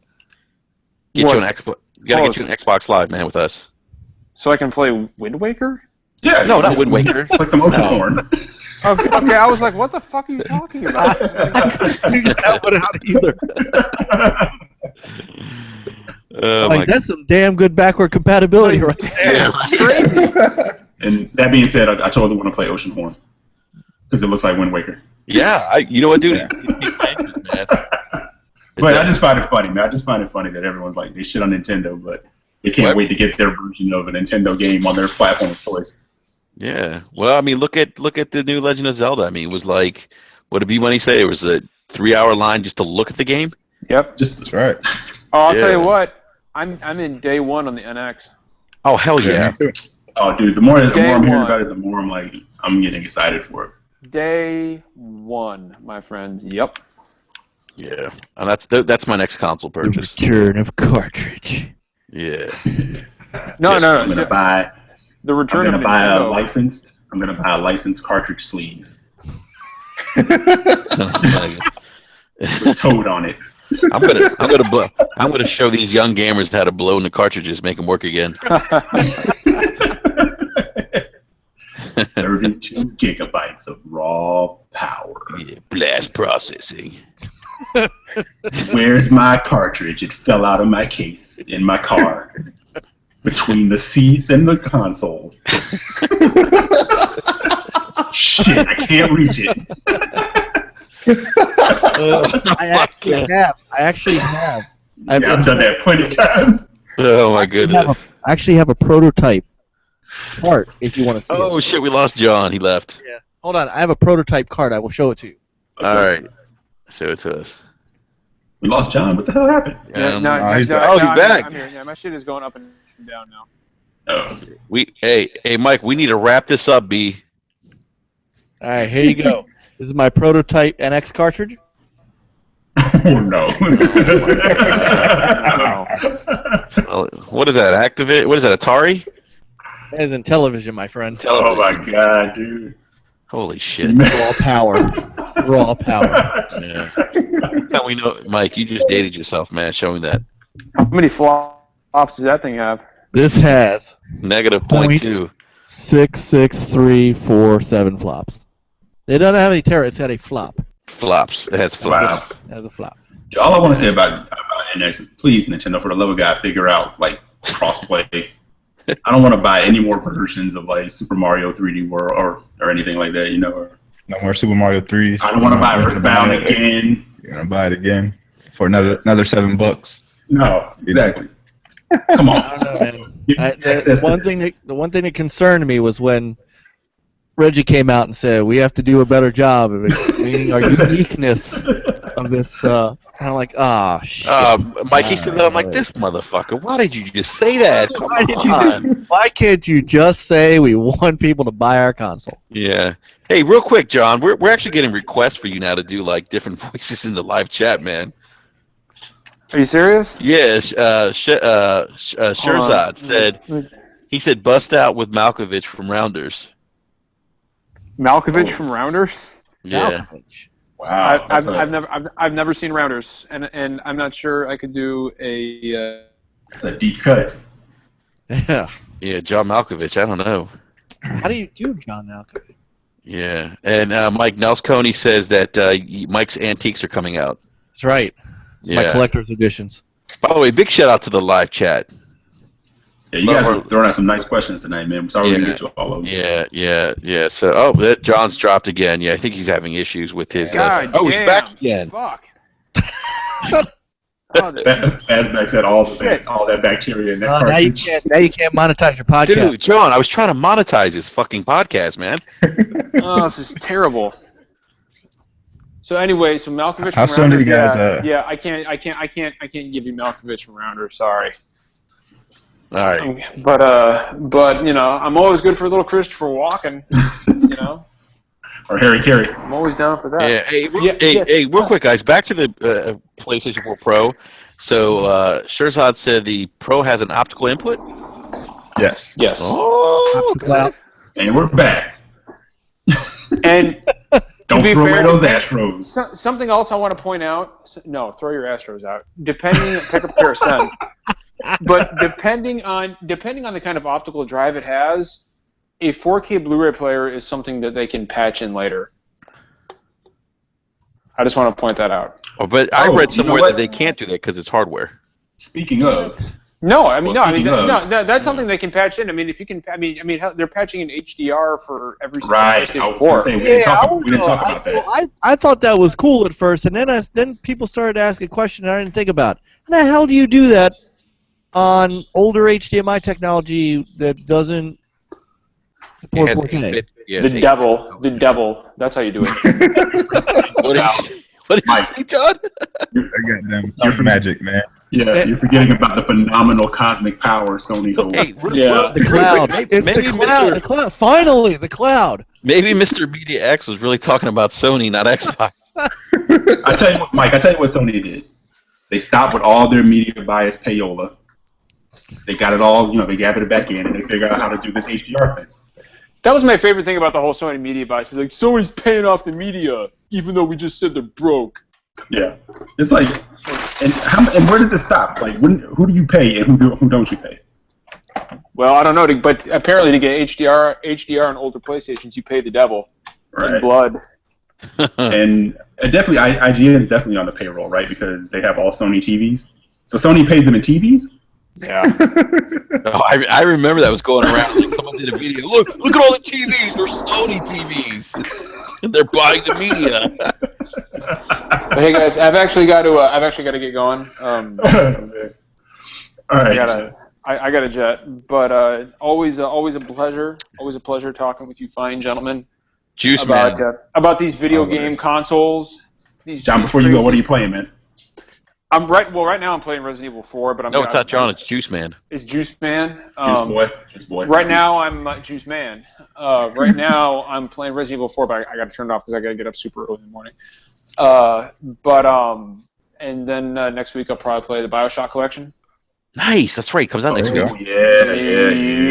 Yep. But yeah, that's what I'm playing right now. But anyway, my wife is out of town, and if I don't, she's already called once during this podcast. If I don't call her back, she's gonna have my nuts in a jar on the mail. So gotta go call her. But anyway, everybody enjoy your floppage, and just remember, in all seriousness, after the fucking silly shit that was populating Twitter today, just remember, no matter whether or not you're playing on an Xbox or a PlayStation 4 or a Vita or a 3DS or a Wii U or even a mobile phone, just enjoy your video games. That's all it's about. And, we're losing sight of what's really important. Are the games good? Yes. Each console has amazing games, so just enjoy that. Yeah. Absolutely. I don't give a damn what anybody says. Horizon is looking amazing. God. Horizon looks baller. Dude, that looked good without the Pro. I know, right? Yeah, that gameplay they showed, I was like, whoa. Well, speaking of the gameplay, there's one thing I want to end on. Real quick, and then I do have to drop. But a lot of people today were saying, I'm looking at the feed, I don't see a difference between 4K and 1080p. I'm like, are we looking at the same feed? because even on my shitty stream, I can tell the difference between. I'm like, this clearly looks better than what would be available on my. That's the thing. I could too. I'm like, yeah, a little bit. Well, although there was that one point, to be fair, where they were demoing Days Gone, and Andrew House said, "Now let me turn on the HDR." Yeah, and I was just like, where is it? Yeah, what does that even mean? Somebody, Turn on the HDR. bring me the HDR switch. You can't just flip a switch and turn on HDR. Somebody like like a pedestal comes out of the floor with a big button that says HDR, and he slams his fist down on it. Like, he does that old school Disney magic thing where he snaps his fingers and no whammies, stop. I was waiting for him to say, now let me turn on the HDR, and then the gameplay just freezes. The shit just breaks. Or the character falls through the bottom of the map. He just walks over. Alakazam! Bring me the HDR. It would have been more effective if they had added some voice alteration. If you just said, "Now turn on the HDR." Yabble. He's like yabble dabble. Bring me the HDR. HDR. They should have gotten the guy who does the voices for the Mortal Kombat fight. Yeah, that would have been better. No, turn on the HDR. HDR wins. On my mark. I was expecting like if you really want to make it flashy, here's Days Gone. Are you ready for HDR? And all of a sudden, like a fucking disco ball comes out of the ceiling, confetti falls down, and you get stripper poles come out of the floor. You got a chorus line, and then it turns on. And it looks better. But yeah, I thought that was silly. It's like, turn on the HDR, and I'm like, where's the switch? Like, do you flip it? Like, they should have paraded Jessica Nigri out with a sign that said HDR. HDR, yeah. Like I picked up my PS4 and I was flipping it over. I was like, has there been a switch this whole time? And I just didn't know it. Like, bring me my magic wand. Yeah. it just, yeah. Mom, I want my HDR. I want it now. Mom, fuck! The HDR! I want it! I don't know what she's doing back there. Now, it would have been far more entertaining if Andrew House had done the whole... Or you know what? If they gotten Christopher Walken himself to do the presentation, he could have just walked right out there and said, like, hey! Well, listen, right now, all your PS4 games look like trash compared to what we've got coming. So listen, here's Days Gone. A lot of zombies. Look at all that fire. Now, let's see what happens when you turn on HDR. Whoa! Look at those visuals. Amazing. It's like I can reach into the screen and touch them. It's really flabbergasting what you can do with technology these days.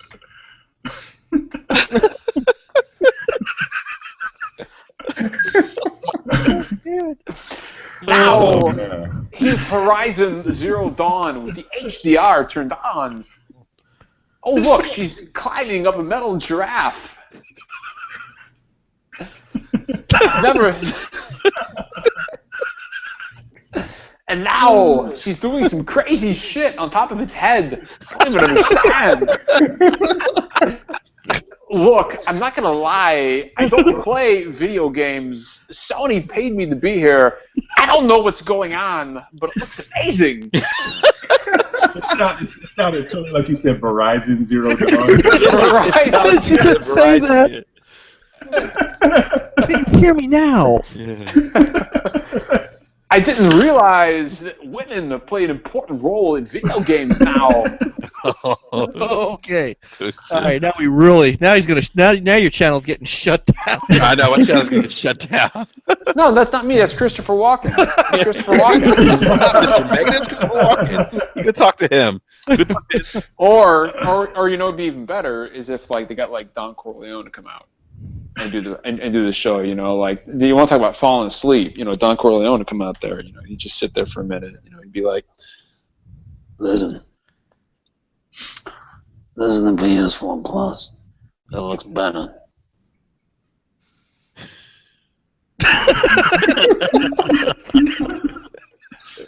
I can't. I always think that. I'm fucking losing my bearing. I always suggest you go buy one. I can't. I'm sorry. I can't do it anymore. And I'll give everybody one more. Hi. It's time for the PS4 Plus. Wow! Look at those graphics.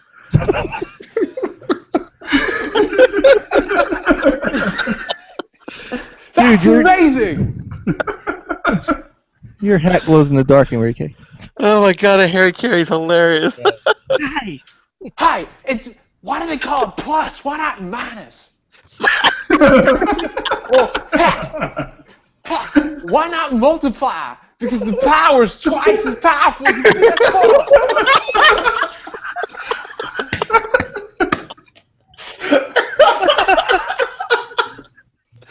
Oh my god. Why not call it the PS4 multiplied? Heck, I don't know. It's crazy. Oh man. And then since it's SNL, Sean Connery comes in and says, "Well, you're shitting on a gold mine, Andrew House." All right. What's the difference between this and an Xbox One S? I don't know, but your mother's a whore. I'll take famous chicken for $2,500. Oh my god. Oh, all right, I'm out. Good night. Day job Thursday night. Yeah, everybody knows. Everybody knows. I don't need to say it. Everybody knows to be there on Thursday nights. You have, John, by the way, you have taught Enrique the art of extreme marketing. Good. I have never seen anybody market this podcast like he does. Oh hell yeah. He's in NLG's chat room going, and don't forget about my podcast on Tuesday nights. Yep. Yeah. All right, gents. Hey, guys, my wife is calling me again. I got to drop. I'll see everybody later. All right, John. See you, man. Have a good one. John wins. John wins. Hey, Mike, you said 4K-ality. Mike, you said Enrique's logo on his hat is glowing. That's like the Assassin's Creed thing. That's like the last thing you see before you're dead. Yeah, but Logo come out of the shadows, and it's like, you're dead. huh. Hi. The Blair Witch Project 2. Oh my god. Oh, that's too funny. Hey, you know what? I gotta say, out of all the podcasts I heard this evening on my way to work, this is about today's events. It's probably the most I don't know, civil one, I guess. Yeah. That I've listened to. Of all the 9 p.m. podcasts on this channel, this was the best. Thank you, Mike. I appreciate that. No, I heard people like battling, just like, oh, it's. I don't think Scorpio doesn't do 4K, blah blah blah, and it's just, I'm just like, why argue over something that's not even here yet? What? Let's have that conversation once the product comes out and we see what games are running on it and how the games are running on it. Like people realize, like the PS4 Pro will be out for a year. Yeah. And my point being is, when the Scorpio comes, it's like, it's old at that point. The PS4 Pro is like almost like it's a year old. Not saying that it has anything to do with sales or that it's going to be dominating. I'm just saying it's a year away. Well, look, they're be going into its second holiday, and that's like you have another E3 coming. I still cannot believe that we have another console 3 years in. You know what, Mike? I don't know if you said this before, Mike, but I think that these are. Well, the Scorpion more so. Well, no, I would say even with the PlayStation. Hey guys, real quick, I'm back for like 10 seconds. I'm back for 10 seconds. Listen to this. I saw something in chat and I had to do it. Like, Dino Camaro had a great idea. What if Christopher Walken came in after that? What if they're like designing the PlayStation 4 and Cerny's there and he's doing his thing, and then Walken comes in and he goes, "Hey, listen, this looks great. But I gotta tell you, I've got a fever,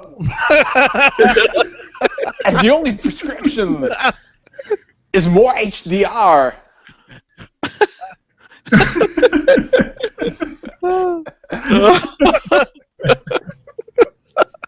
Thank you, everybody. I love you. Oh my god, that's hilarious. Thank you, John.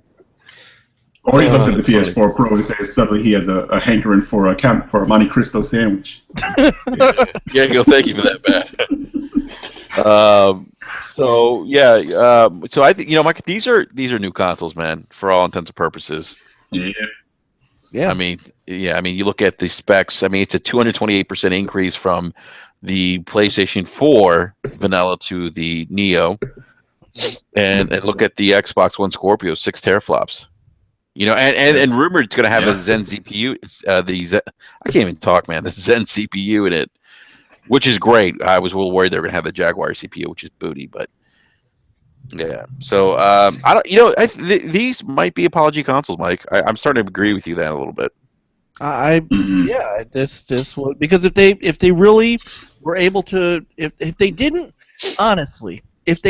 hype up the power specs, then we wouldn't be in this position. If they were talking about games and features and things like that, then we'd be in a normal cycle. Yeah. But both these companies have hyped up specs and power and all this so much that they have their fan bases basically dialed into power that they need to do this. They pretty much painted themselves into this situation.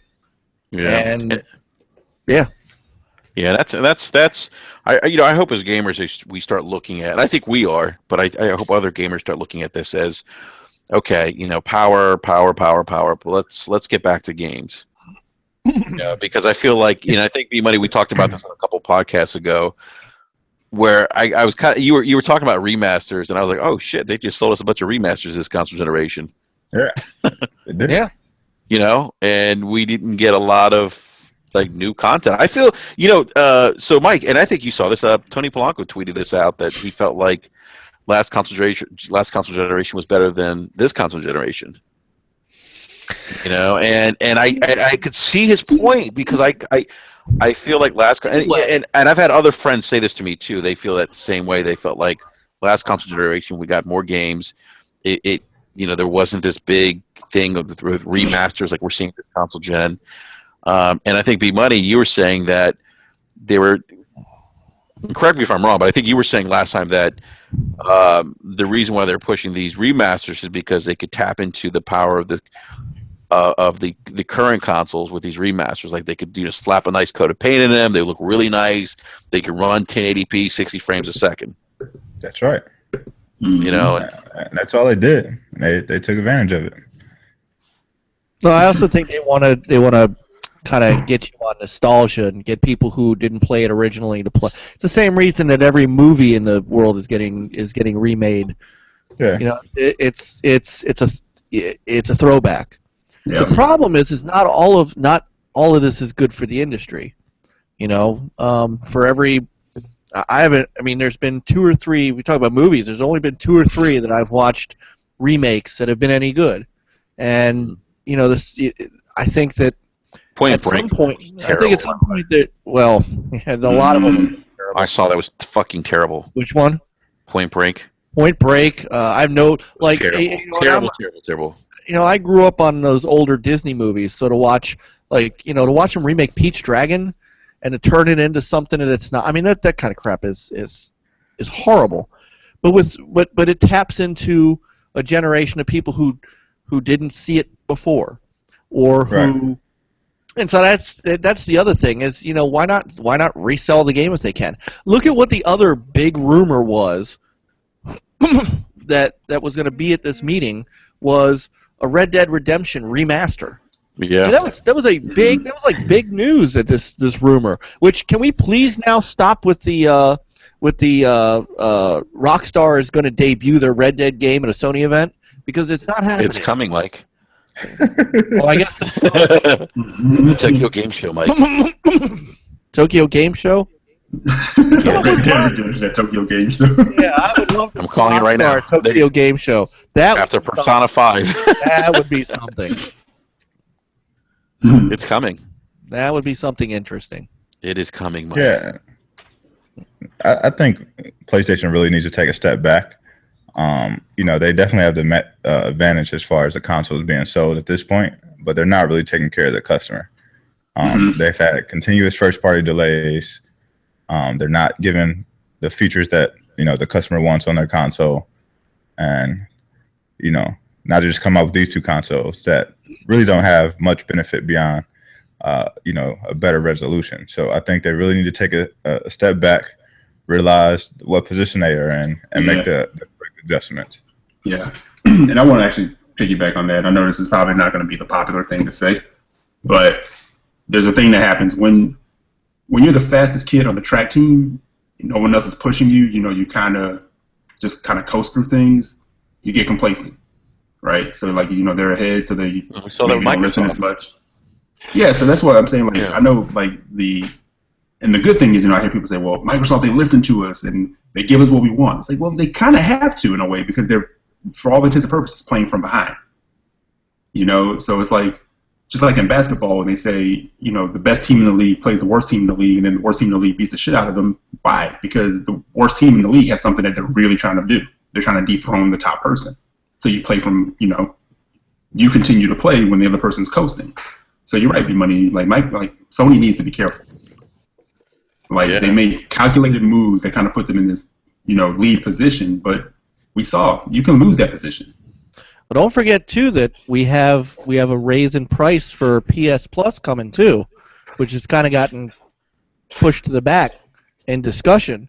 So that's what I mean. They raised the price. There's no discussion about it. There was no explanation as to what it was for, or what the benefit was for the price. They could easily have come out and said, we're increasing the servers for better stability, stability, or we're going to give you this additional feature, with PlayStation Plus or wherever the case is. But they were just like, $10 more, and be happy with it. But B-Money, you know what, man? Go ahead, Eric. I was going to say $10 more, and the perception. No, it's not even perception. It's true. Month over month, for the last few months, you're getting your ass handed to you when it comes to the games that you give up. As a part of your, your service. And it's sort of like you raise the price, but your PS Plus games for this month to me, they're still lackluster. You're giving away a free game that was given away on Xbox a few months ago, and it's still a lackluster game. And Lords of the Fallen. Yeah, so we're just down yesterday, and a couple days before that, and a couple days before that. Yeah. I don't understand what they're doing and why they're not addressing those issues. Right. Yeah. No. But that can sometimes happen, when you're sitting at the top, And again, we can Mike, you might want to go here with it too. We can roll it back to, PS3's launch. They were on top. What did they do? They got to the goal line and they dropped the ball, right? Yeah. Real quick. They pulled a Deshaun Jackson. Real quick, Eric. This is where fanboyism is detrimental to the game industry and the companies the fanboys support, because when you're a fanboy, you have blinders on, and you don't. Mike, do you make a horse noise? Sorry. Ron got me tonight, man. No, but wait. This isn't just. I'm addressing this to both sides, because both sides have terrible fanboys, and that could be a whole nother conversation. But this is the problem with, and this is what fanboys don't realize. Fanboys, through their own behavior, to their own detriment, their own unhealthy connections they have with these plastic boxes, by not being able to see things objectively, this is when you run into situations or see situations where, like B-Money said, how come no one's questioning the $10 increase, or no one's asking why?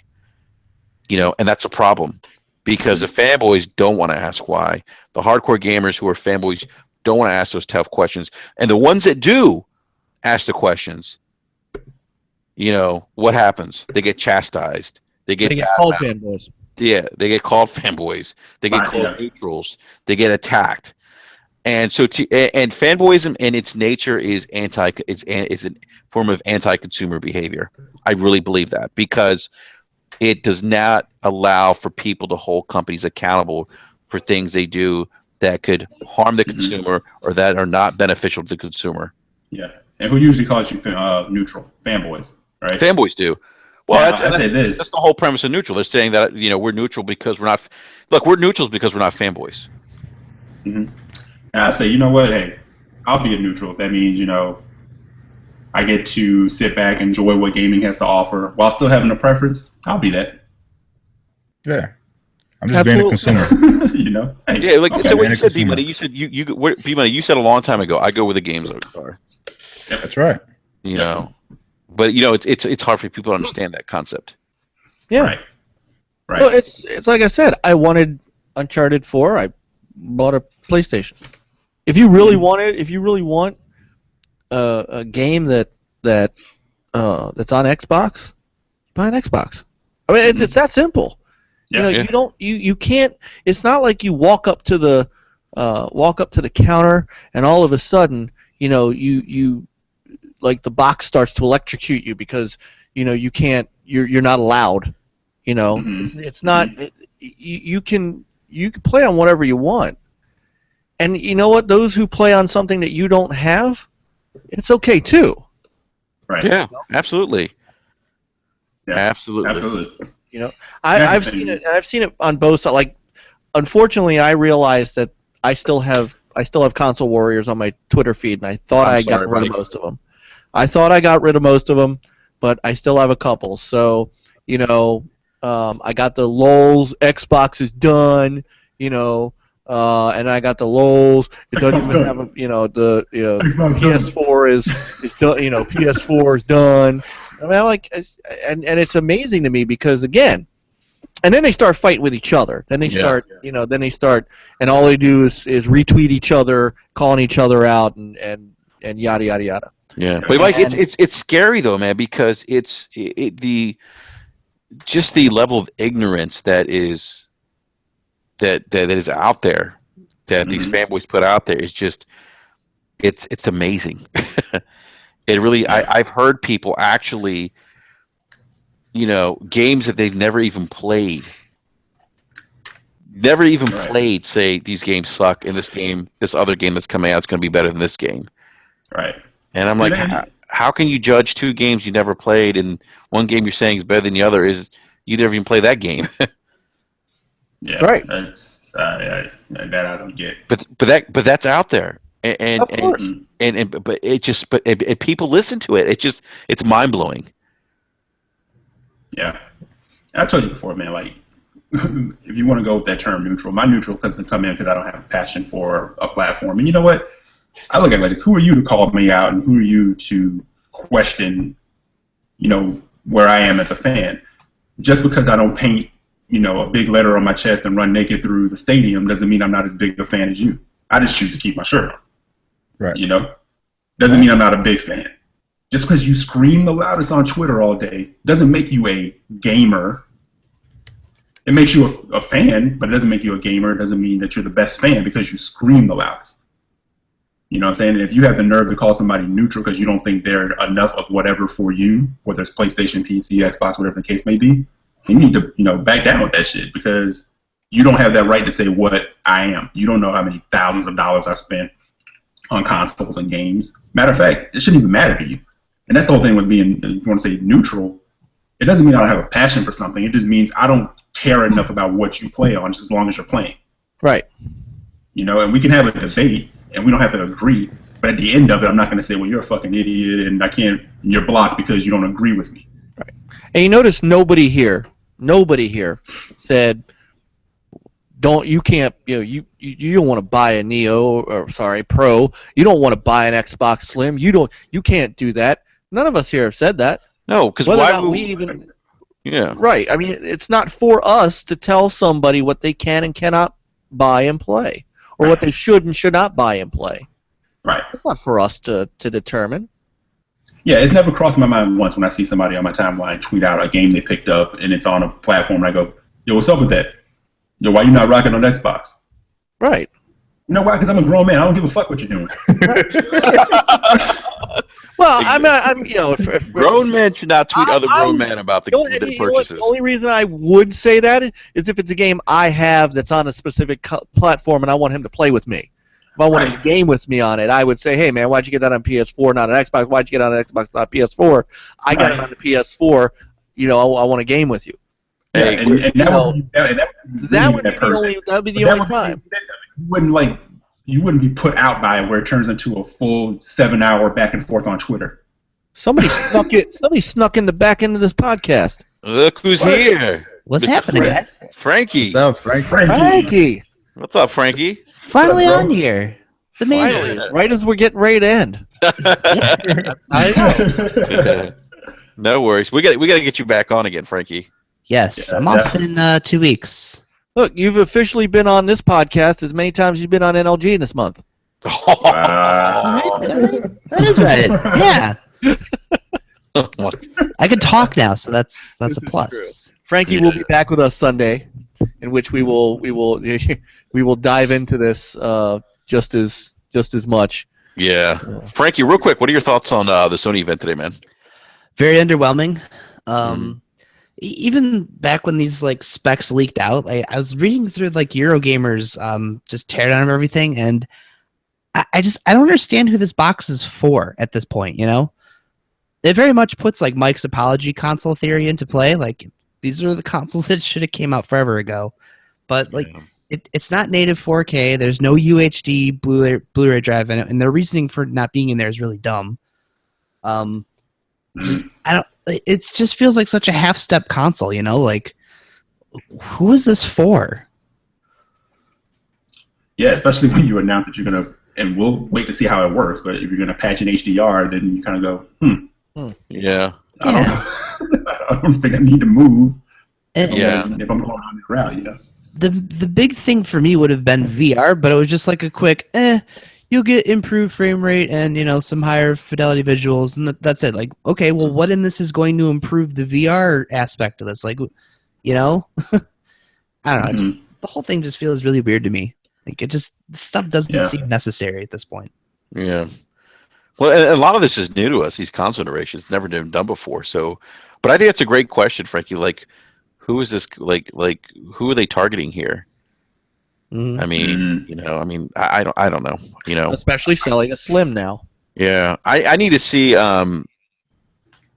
if there was improved graphics with some of the games that were coming out. I could see a benefit in frame rate. If this machine was doing 1080p 60 frames a second, I could see why somebody might want to pick it up. Yeah. Because we're not getting that current. That's an upgrade. In terms of gaming experience. Then I could see that. But would a current PS4 gamer spend the money to upgrade? And that's the other problem. That's where I think some will. I don't know for sure if everyone will, but I think some will. But yeah. Well, it's currently rolling on Amazon right now. So is it number one on Amazon? I think so. If I'm not mistaken, I think so. Don't quote me on that, but I think so. I saw a tweet a little while ago, but it was a tweet, so I can't really bet it. Hey, Frankie, by the way, welcome to House Neutral. Yeah. Thank you. Oh, and B Money said earlier, before we got onto the show, he said, you were surprised at the slim pricing. If they would have come in at $250 or we thought, maybe some people thought $199, which that would have really made some noise. But to bring it in at $300.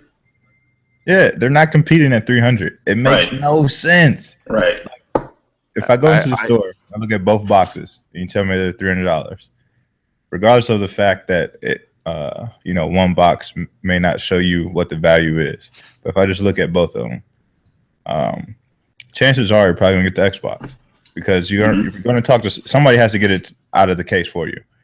So they're going to say, which box is better or which system should I pick up? And of course, whatever that salesman is there is going to tell you what the features are of both boxes. And they'll be like, oh, well, for $300, I should go with the Xbox because it's giving me more value for my money. Right. A little more future-proofed. Yeah, they're not competing. What they should have did is release it at $249, bundle it with a game for this holiday season. They could have put Last Guardian in there for all I care. We've been waiting for this shit for 10 years anyway. Put it in there and just boost the attachment rate for the game, and let it be done with. It's gonna get traded in anyway. Yeah. And you know what I mean? Or just release it at $199. You didn't have the Blu-ray in there. You don't have any 4K upscaling. You took the optical drive out. You took all these missteps to go backwards. Let that reflect in the price. Go all the way. Yeah. You know what, P Money? It's funny you mention that, because I thought with making a slimmer console and taking some of these features out that it would have came in at a cheap. I was betting that it was going to come in $250. I was like, there's no way it's coming $299, because it just didn't make sense to me. Like if I own a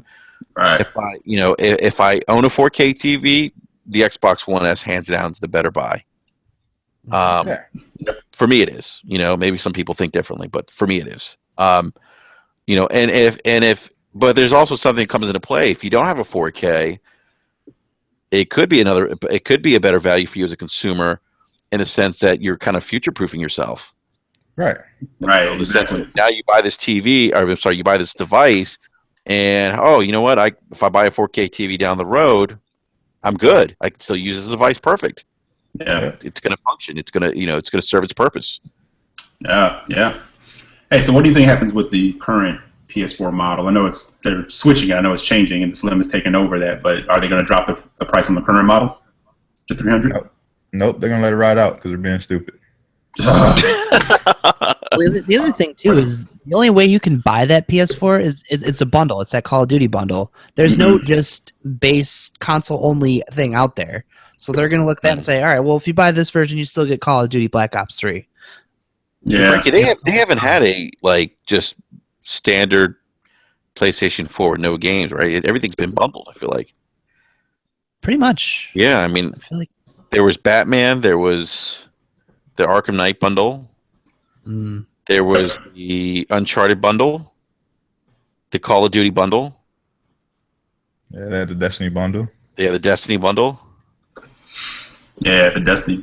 2 Destiny bundles. Yeah. The Star Wars one. Yeah, the Star Wars bundle. Yeah, I think everything's been bundled. Bundled it up. Yeah. All of it. Well, you remember, because people just kept saying they're just putting stickers on it.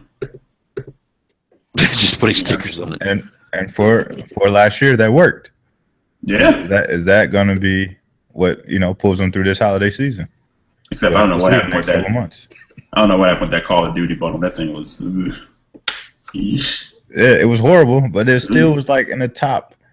10 on Amazon for forever. That thing. I have a buddy. He's a PlayStation dude, but he's not into Call of Duty. He still bought that one. Yeah. I'm like, really? I keep forgetting that one even existed. It was like the number one selling console. Frankie's like, that thing existed? What? I do. I forget there was that ugly. You ever seen one in person? It looks worse in person. Wow. Yeah, like there was nothing nice looking about it. Sucks. No. Yeah. Hey, Eric. Abomination. Eric, real quick. Speaking of ugly things, there's a great article by a great journalist about the PlayStation 4 League controller. I'll just leave it at that. Oh yeah, that guy is on his way to a Pulitzer. I'll just leave it at that. Some of the shit I read, I'm like, what is wrong with people? Like, it's just like, I don't know. I don't. It's like, come on. I don't know, man. There's certain things that come with being a grown ass person that you shouldn't just subscribe to. It's just like when you write that, you go, should I send this? The adult you should say, no. If you have kids, you shouldn't be on Twitter bullying and harassing. And don't understand that in any way, shape, or form. Mike, you do it all the time. Mike, I see you bullying Frankie. It's true. Battleborn. I can't help him with that. Of course, then my son looks over my shoulder and goes, "Dad, why is he playing Battleborn?" Yeah. And then Mike, it's that awkward moment where you're telling your kid, you shouldn't say these awful things about people, and say, but aren't you so and so on Twitter? Don't you say like, you know, Hey, a friend told me you said this about so and so. You know, like, I could not. Aren't you Pony Hunter on Twitter? yeah. In all seriousness, I mean, I could not have, like, my son say, "Dad, is that really you? I mean, did you really say that?" Right. You know, I couldn't. I couldn't have him down here in the middle of one of those kind of podcasts, you know, sitting on the couch playing games, and then like look up and go, "Dad, is that you?" I mean, Right. I couldn't do that. Right. I don't know how you do that. I mean, I do this for fun. I don't understand. I can't get it. I don't get it anymore. Yeah. More than anything, In all fairness. Oh, go ahead, Go Eric. ahead, Frankie. Oh. We I don't was get you gonna very say, often, man. Talk. In Go ahead, all Frankie. fairness, I let it slide because I gave him a hard time about Dark Souls earlier This this year. is true. The daily gifts. In fact, I remember he sent me some very nice pictures You're good. that I have up. He sent me a really nice Doom and Uncharted poster, and in the thing was a Dark Souls Did Good poster to go along with it. So, yes, he mercilessly. That's why I don't feel any remorse about it, because he mercilessly teased me about Dark Souls. Frankie knows I love him. So why do you, Yeah, look, yeah. yes, That's two- I that- hate that's Frankie two good why buddies, he's on- like- why he's on my podcast every week. That's Hey, two Frankie, two real quick. buddies ripping I each hate other. Frankie so much I moved my podcast to Sundays for him. It's true. Hey, And then If I two have, buddies ripping each other, there's nothing wrong with that. exactly. Frankie, quick question: what's a better game this console gen? Witcher 3 or Dark Souls 3? I've played more Dark Souls 3 than The Witcher 3, so I'm gonna go with Dark Souls 3. Witcher 3, I just couldn't get into because of the combat mostly. You know what? I've heard Bums people me say out. that are really like big Witcher 3 fans. Yeah. I mean, big Dark Souls 3 fans. Mm, I've heard people say that about the combat Witcher 3. yeah. Yeah, it's not as the combat's not as well. I want to give it more of a chance because I know it's more about the journey than fighting everything. But that's a time commitment that I just don't have the time for. Yeah. Yeah, I was gonna say, I'm going to be giving that game a chance for a long time. Yeah. That's when I retire, I'll play The Witcher 3. I can't. So good. By the way, congratulations. Your podcast is now going over 2 hours. Oh, it has? Oh shit. Yeah. We did it. Yeah, we did it. Dude, come on. Did. How many times Before we get out of here, we're going to go 90 minutes, and 3 hours later, all right, we really got to wrap it up. That Yeah. sounds really familiar. It does. Yeah. B Money, what you gonna say, man? now I was going to say, before we get out of here, I got to ask you guys, since we know the PlayStation Pro is now, what does Microsoft have to do to sell you on the Scorpio? Come in at a comparable price. Yeah. No, I don't think it's gonna come at $399. For what it's I I still- don't think it has what to the come target in. is, it can't. No way. No. I think it's gonna be 500. At least. Yeah. I think it's gonna be 500 at least. I think it's gonna be $100 more. Yeah. You know what? Well, I think also that's the reason. I mean, let's be honest. They could have put that out this year, but I think they're waiting a year because they know that they know chip pricing is going to go down. Oh my God, Mike! They put it out this year. Just the GPU alone is what, like $500? Yeah, I mean, even if you take into Yeah. account that they'll get Foxconn to mass produce this thing, next year the price of that GPU won't be what it is this year. So that's why that thing's launching next holiday season and not. Oh, They yeah. could have, if they really wanted to, they could have pulled out some sort of iterative console like Sony did. I mean, they're not. This is not a stupid company. They, Yeah, but you know what? I also want. Go ahead, Mike. I'm sorry, man. Well, I I'm didn't just cut you saying, off. I only I know it's bravado, and I know, but if you looked, in all seriousness, if you looked at Microsoft's reaction today, it is almost if they knew what was coming and they were fine with it.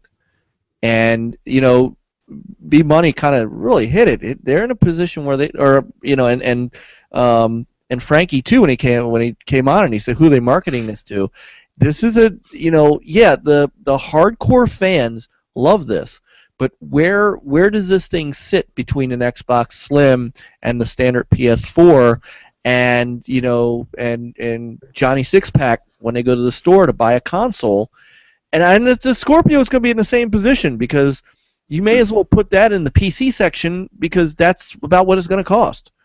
So I don't think Microsoft in any way, shape, or form, and if you look at their immediate responses to the meeting were, I think they're happy. I think they dodged. Right. They feel like they dodged a bullet.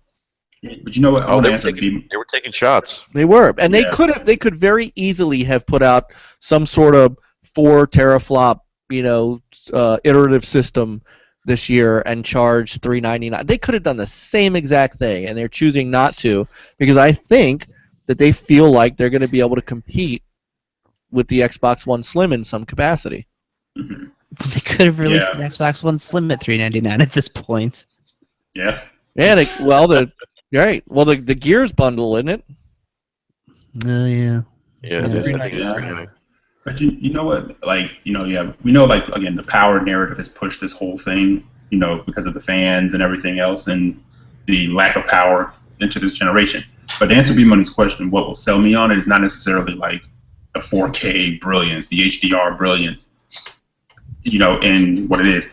If you drop this thing, but all you're giving me is an updated version of Gears, an updated version of Halo 5, an updated, that's not going to sell me on it. What I want to see from them is, outside of the Quantum Break, I want to see an effort on some new first party, some eye-melting first party that shows off what the hell this thing can really do. Not a remaster, not an updated XYZ. Let's get down to brass tacks. I don't know what they have coming up in 2017. Maybe they do, but I know Scalebound and Crackdown is what people are throwing out there, and neither one of those make me kind of do cartwheels. I mean, I'm looking forward to Scalebound in a way, but but I want to see something like mind-bending and something new. Yeah, something outside the box for them, not the normal, Yeah. Because you say what you want about the PlayStation 4, they kind of do a pretty good job of hitting the different genres for different gamers. Yeah, they do. But it's all about what sells on their platform too. Yeah. Yeah. We sometimes forget that Jade Empire and Crimson Skies and Crimson Skies, and we tend to forget Mistwalker games, Blue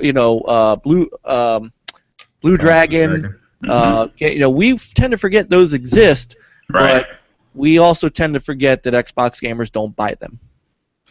And that's the problem. This is the other piece to this that no one seems to besides us, we understand it, but some of these guys out here, don't understand.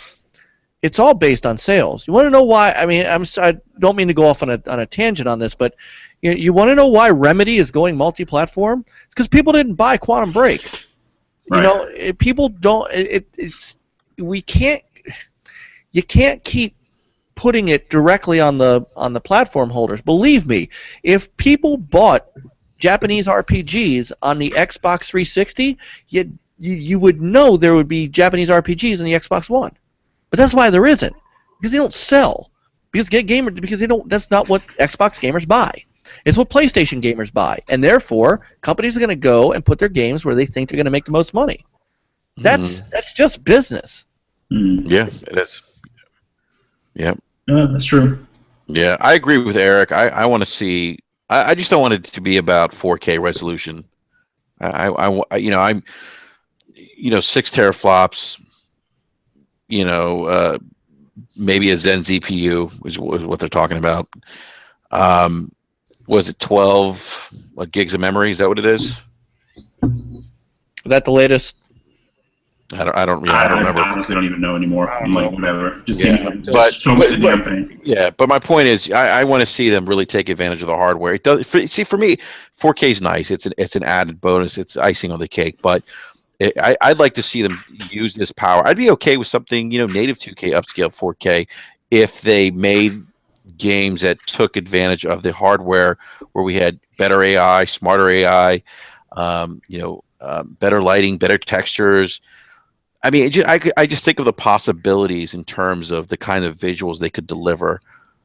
See, but the reason I pose this question is because you gotta mention all those great things that they could add, but we have to remember that this is also the same console generation.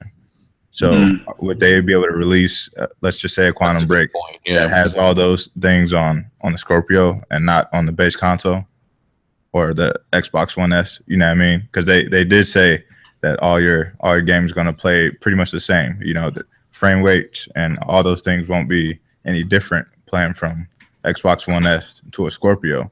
So I'm just trying to figure out what is going to be the major thing. And it's like, yo, I got to have a Scorpio besides 4K. That's probably it then.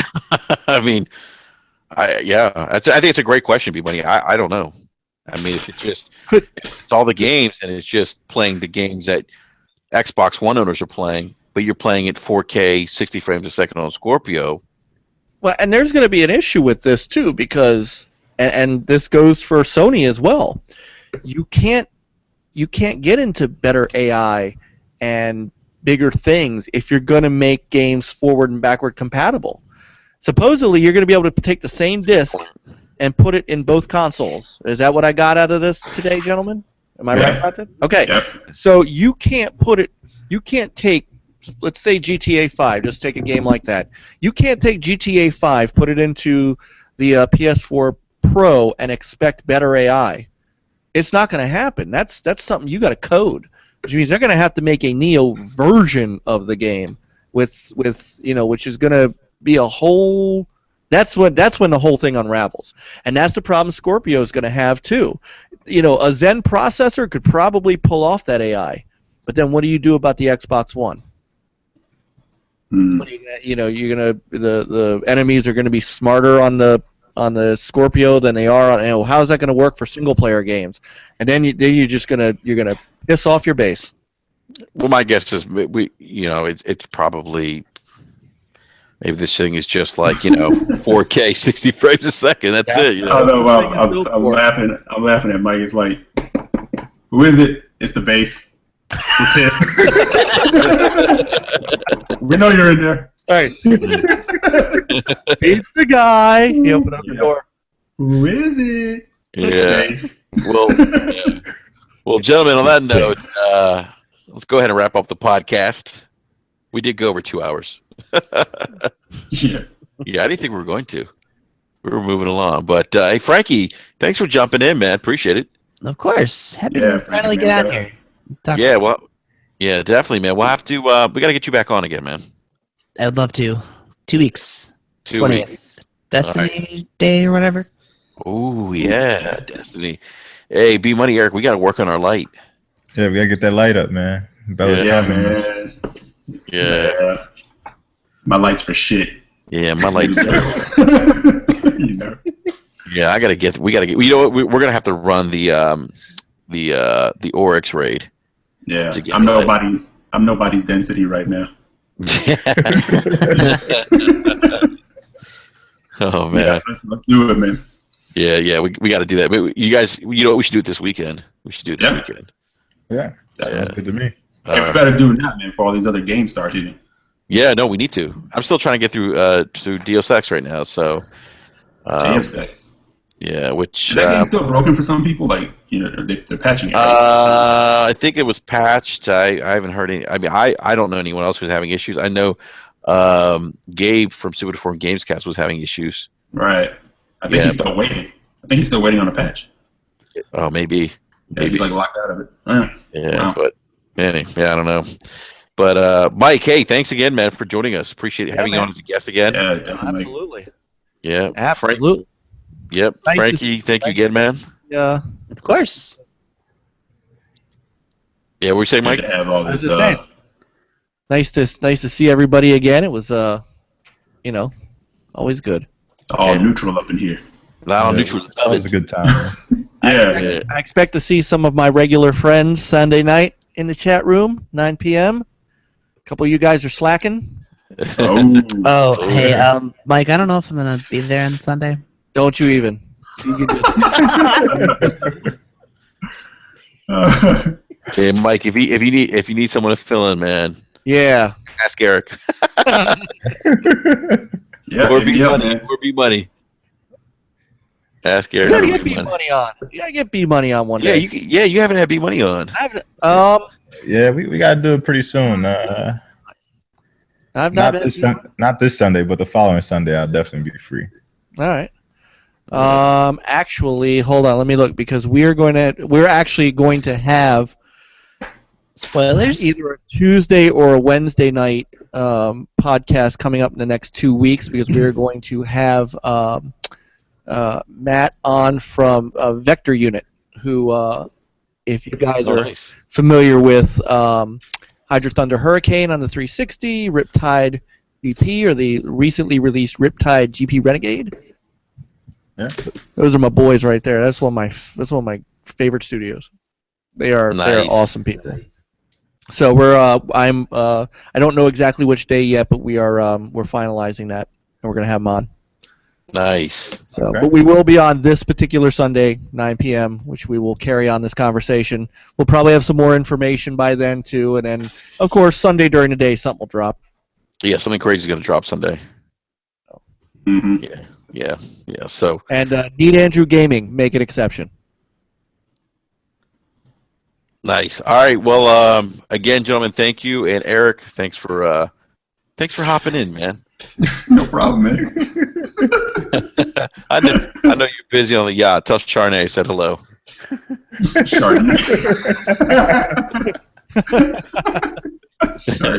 Chardonnay, champagne. Yeah, sell champagne, exactly.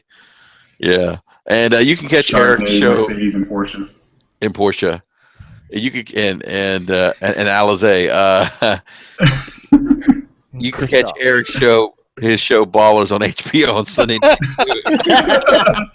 The hit documentary on HBO. Yeah, it's about Eric's life. Oh my goodness. B Money, man, as always, thank you again, man. Oh, no problem, man. Yeah. This is man, it's great. I love doing this podcast, man, because it's such a nice break from all that other crazy shit that I see. Yeah, we actually have actual conversations in here. Yeah, we're adults. Yeah, right.